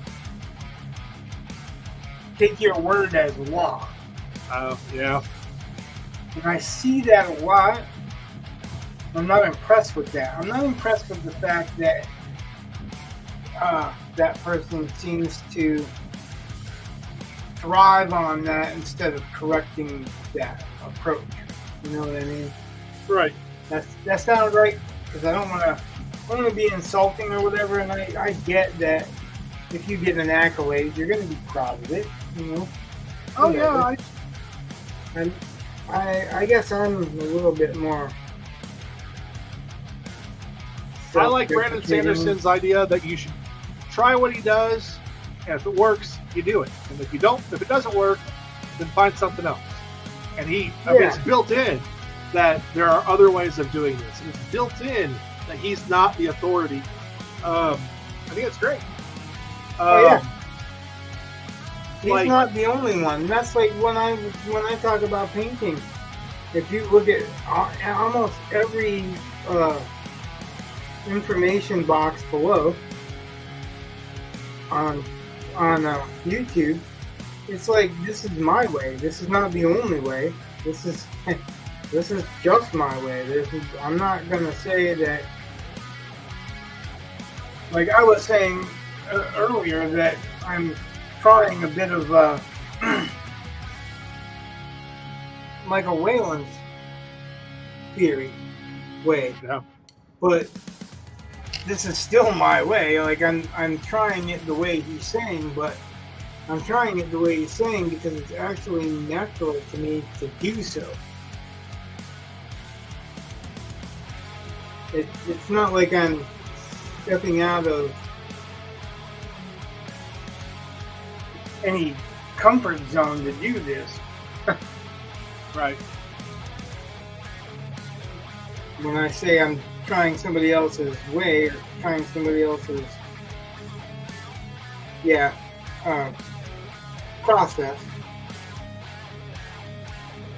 it's still inevitably me doing it, so it's still kind of my process anyway. But I just think that, I understand it from, if you see someone who's successful, and you take a class with them, and you begin to think, well, that's probably the way, they were successful, so I should try this. But I also understand why you kind of and you're absolutely right. Try. Well, yeah, but a lot of people, and I've kind of done this before, where you think, well, I'll give you an example. Remember that class we took with John Brown? Yep. So John's a subscriber. awesome. And he said something about he likes to write. If I remember correctly, he said he likes to write everything linearly. You know, you start at the beginning and you keep writing and keep writing and keep writing. Did he say that? Because that's so I missed it. Well, because I asked about it, because I was thinking if I was having trouble on a section, but I knew another section that I'm going to get to eventually, why not just work on a section that that's doable at the moment, and then come back to whatever is there. He advised against it, and ever since then, that's kind of how I've done it. But I'm also like, I don't know if that's necessarily really. Why not jump around, like get the stuff done, and then come back to it so you're not stuck? Well, John's isn't the only way either, you know.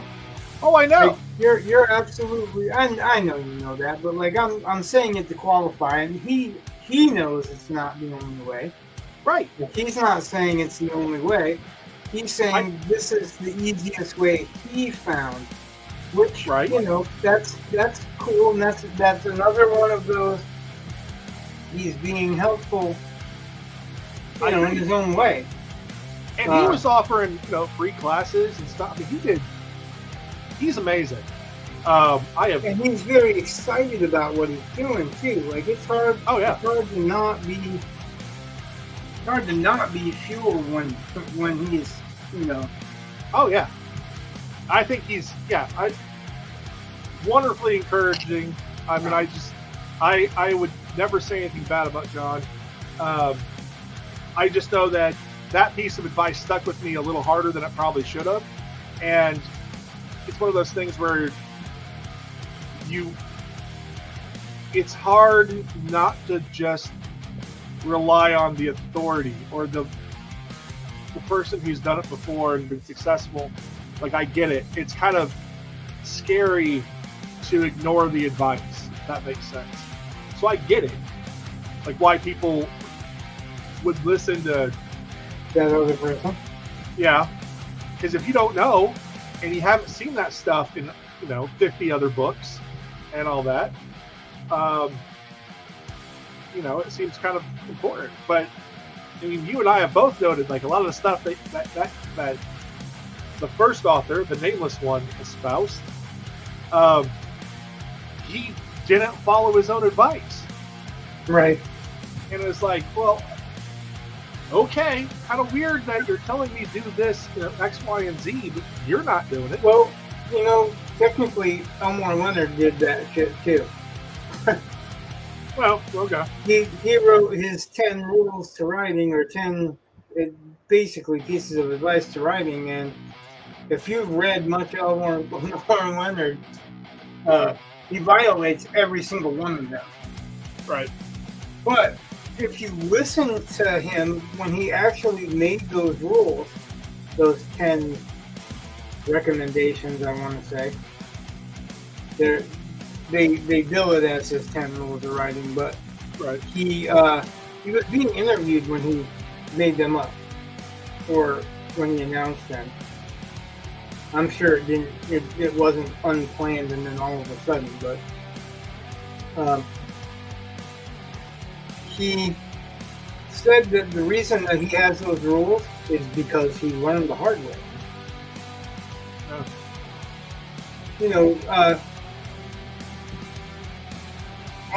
One of these great rules I love, that everybody should take to heart, but they have to realize that they have to be the ones to define it, is leave out the stuff other people skip. Yeah. Like, don't be redundant. Leave out the stuff that other people skip. And then I read Get Shorty. And Get Shorty,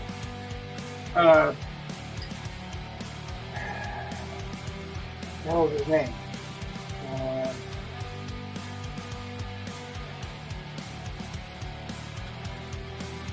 Crap. John Travolta played him in the movie.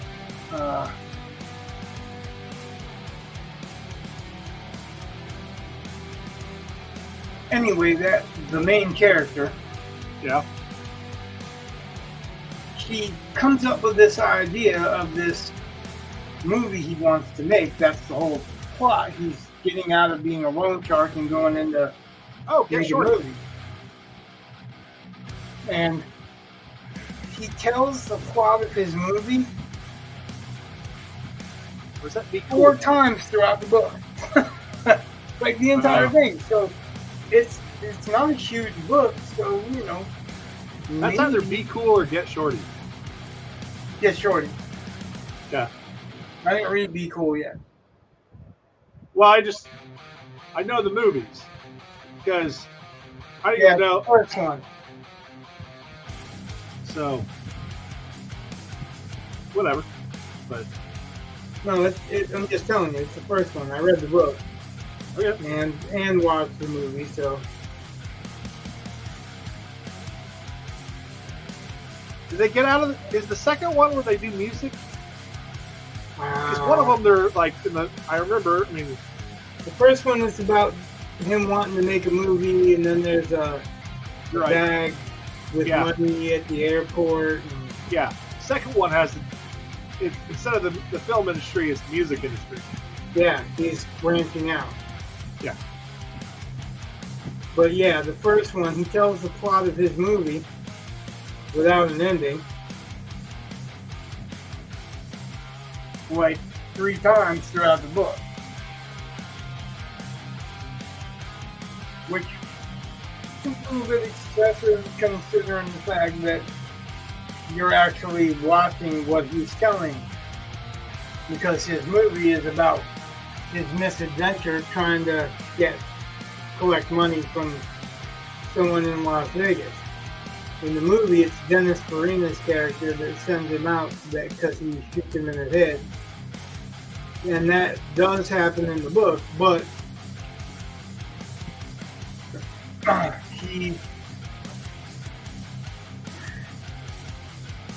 like gambles away the money and leaves the money under his bed mattress, which is where he found it when he took it from another person, And it's like,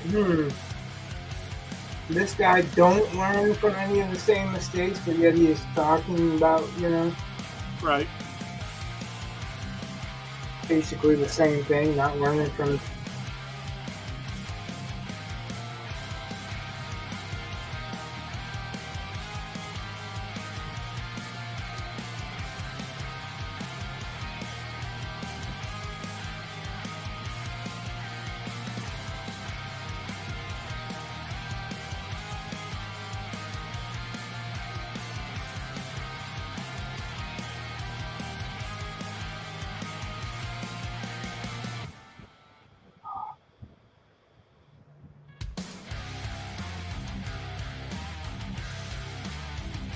Yeah, so anyway, he violated his own rules.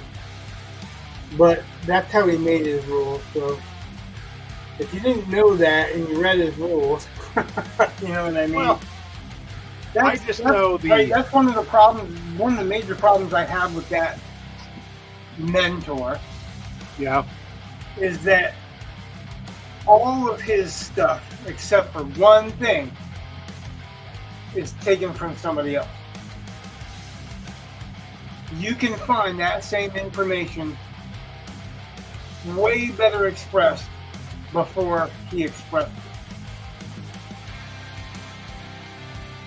it. And I can't tell you what that one thing is on the air because that will identify him.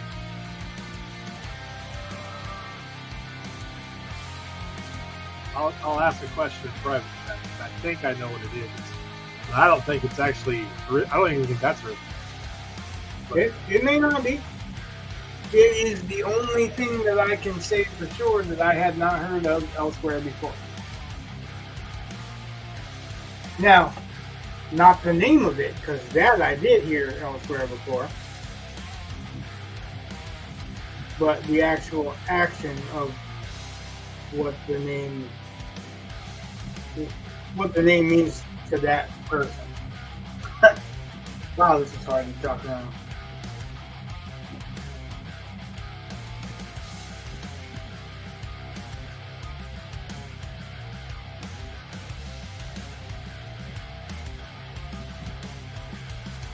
there.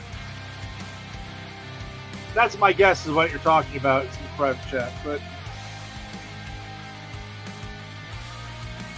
Yes. okay. I'm The Here's name isn't, but the practice is new to me. here's the thing.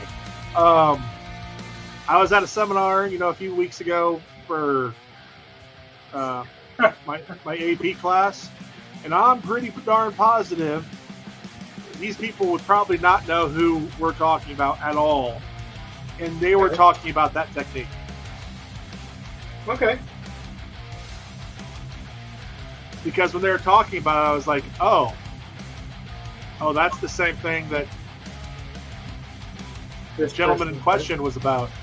So, which is fine, because in the grand scheme of things, I don't know if you're ever going to come up with a brand new idea. And if the way you present it... No, you're not going to come up with a new idea, but what I'm saying is, like, all of it. Like, it's not like just a new idea. It's every single thing that's preached in there Yeah. is a cliche idea. Yeah. And, some of it's wrong. Like, it's like, when I say wrong, that particular thing is not what the name comes from something completely different. Oh, I know. And you can get that name from a Stephen King book. But Stephen King doesn't actually own the ownership of that original phrase Oh, I either. know. So it starts becoming very cliche. You know what I mean? Yeah. So what's original in that? I think this is going to be it for tonight. Really, it's over 2.5 hours, and I'm not being able to keep this down. I'm trying to keep the time down, but it's not happening.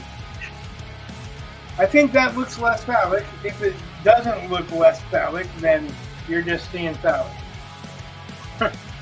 Like, there's nothing else I can do. I guess maybe highlight the edges here a little bit. Yeah, that section's definitely looking better. After Joe and I made fun of it. We didn't make fun of it, we just... Yeah, you made fun of it, but it doesn't matter because everyone that knows about art knows that that's not the end Oh, I product. know. And the person who is the patron in this case knows what it's going to be. So, Right. as long as that's the case, as long as she doesn't think it looks like that, then Well, it definitely I'm good. doesn't now, though. I Then mean, I'm it's, good, yeah. Because if she thinks it looks like that, then yeah, there's a problem because she's gonna own it. Well, I would call her crazy now, so... And I want her to really enjoy it when she owns it. You know? Goals, right? And I haven't made a comment about who that person is because I don't know if she's going to welcome being identified. So Well, I'm just saying, I mean, I don't see... If she saw what I saw before, now, I would think that was kind of crazy. I'd be like, yeah, I think yeah, well, she You're never looking made a too hard. comment like that, so I don't think she did. But like I said, she has a way to get a hold of me, and she's watching part of it. yeah, So, and she's not afraid to say, I don't like that. cool. So, exactly. I'm all good with that. I don't want her to be afraid to say I don't like that because she's buying it. You know, if she's footing the bill,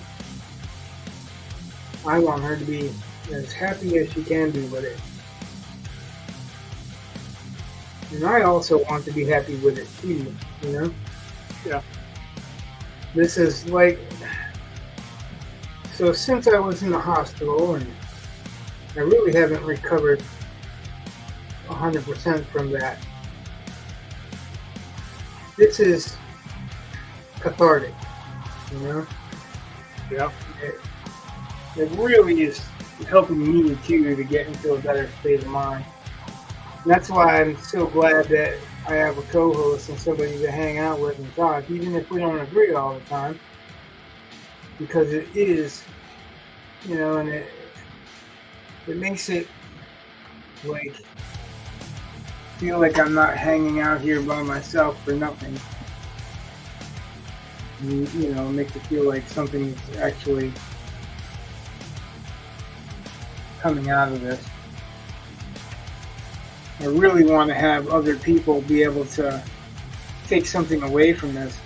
Like Efrain earlier was saying that he wished he could paint with, you know, with this material. So, like, that's kind of the reason I'm doing this, to help you paint with these materials if you want to.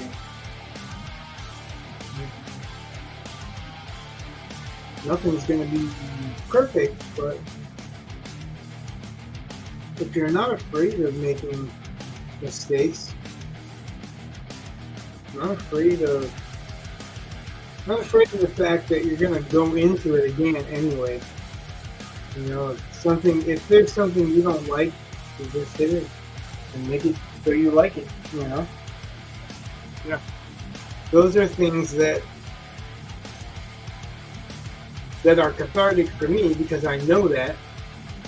But other people, you know, losing that fear of playing around with a medium that something like this where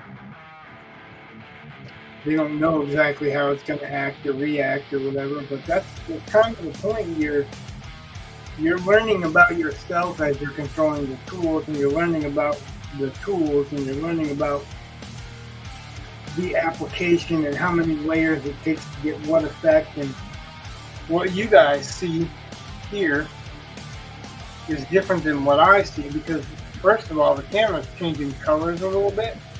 Right. Actually, my patron on the Cthulhu Q painting just got his. Now, I'm sure he realizes now how much different that Cthulhu painting looks versus how it looked while I was painting it. Oh, yeah. Because this camera's lighting is not right, and the light coming from both sides changes the actual colors when you're looking at it. This isn't as bright of a pink that it looks like on the camera, and this isn't as dull as it looks like, even though some of it I want to be as dull as it looks like. So, alright, that's actually 15 minutes more than I planned on putting into it. Well, you know, it's getting to that point where I'm starting to really kind of get something out of it, bring it to life. I've got to do the opposite colors. I've got to do the cold colors on her and make her stand off from the background with the cold colors, which is tricky, right? Right. But that edge light that I put in, that rim light that I just did, that should help. Alright, so I'm going to call it. Thank everybody for stopping by. Hit like, subscribe if you haven't. If you enjoyed, say something in the comments. Let us know you're here. Let us know you like it. Let us know if you have questions and how we can help. If we can help. We're not just talking about paintings, obviously. We're talking about everything. But if you're interested in knowing something about the method in the painting, ask and I'll tell you. If you're interested in knowing more about what we're talking about with writing, I'm sure me and Brett will be welcome to jump right in, sometimes even over each other. That said, good night, God bless, we love you all. Peace.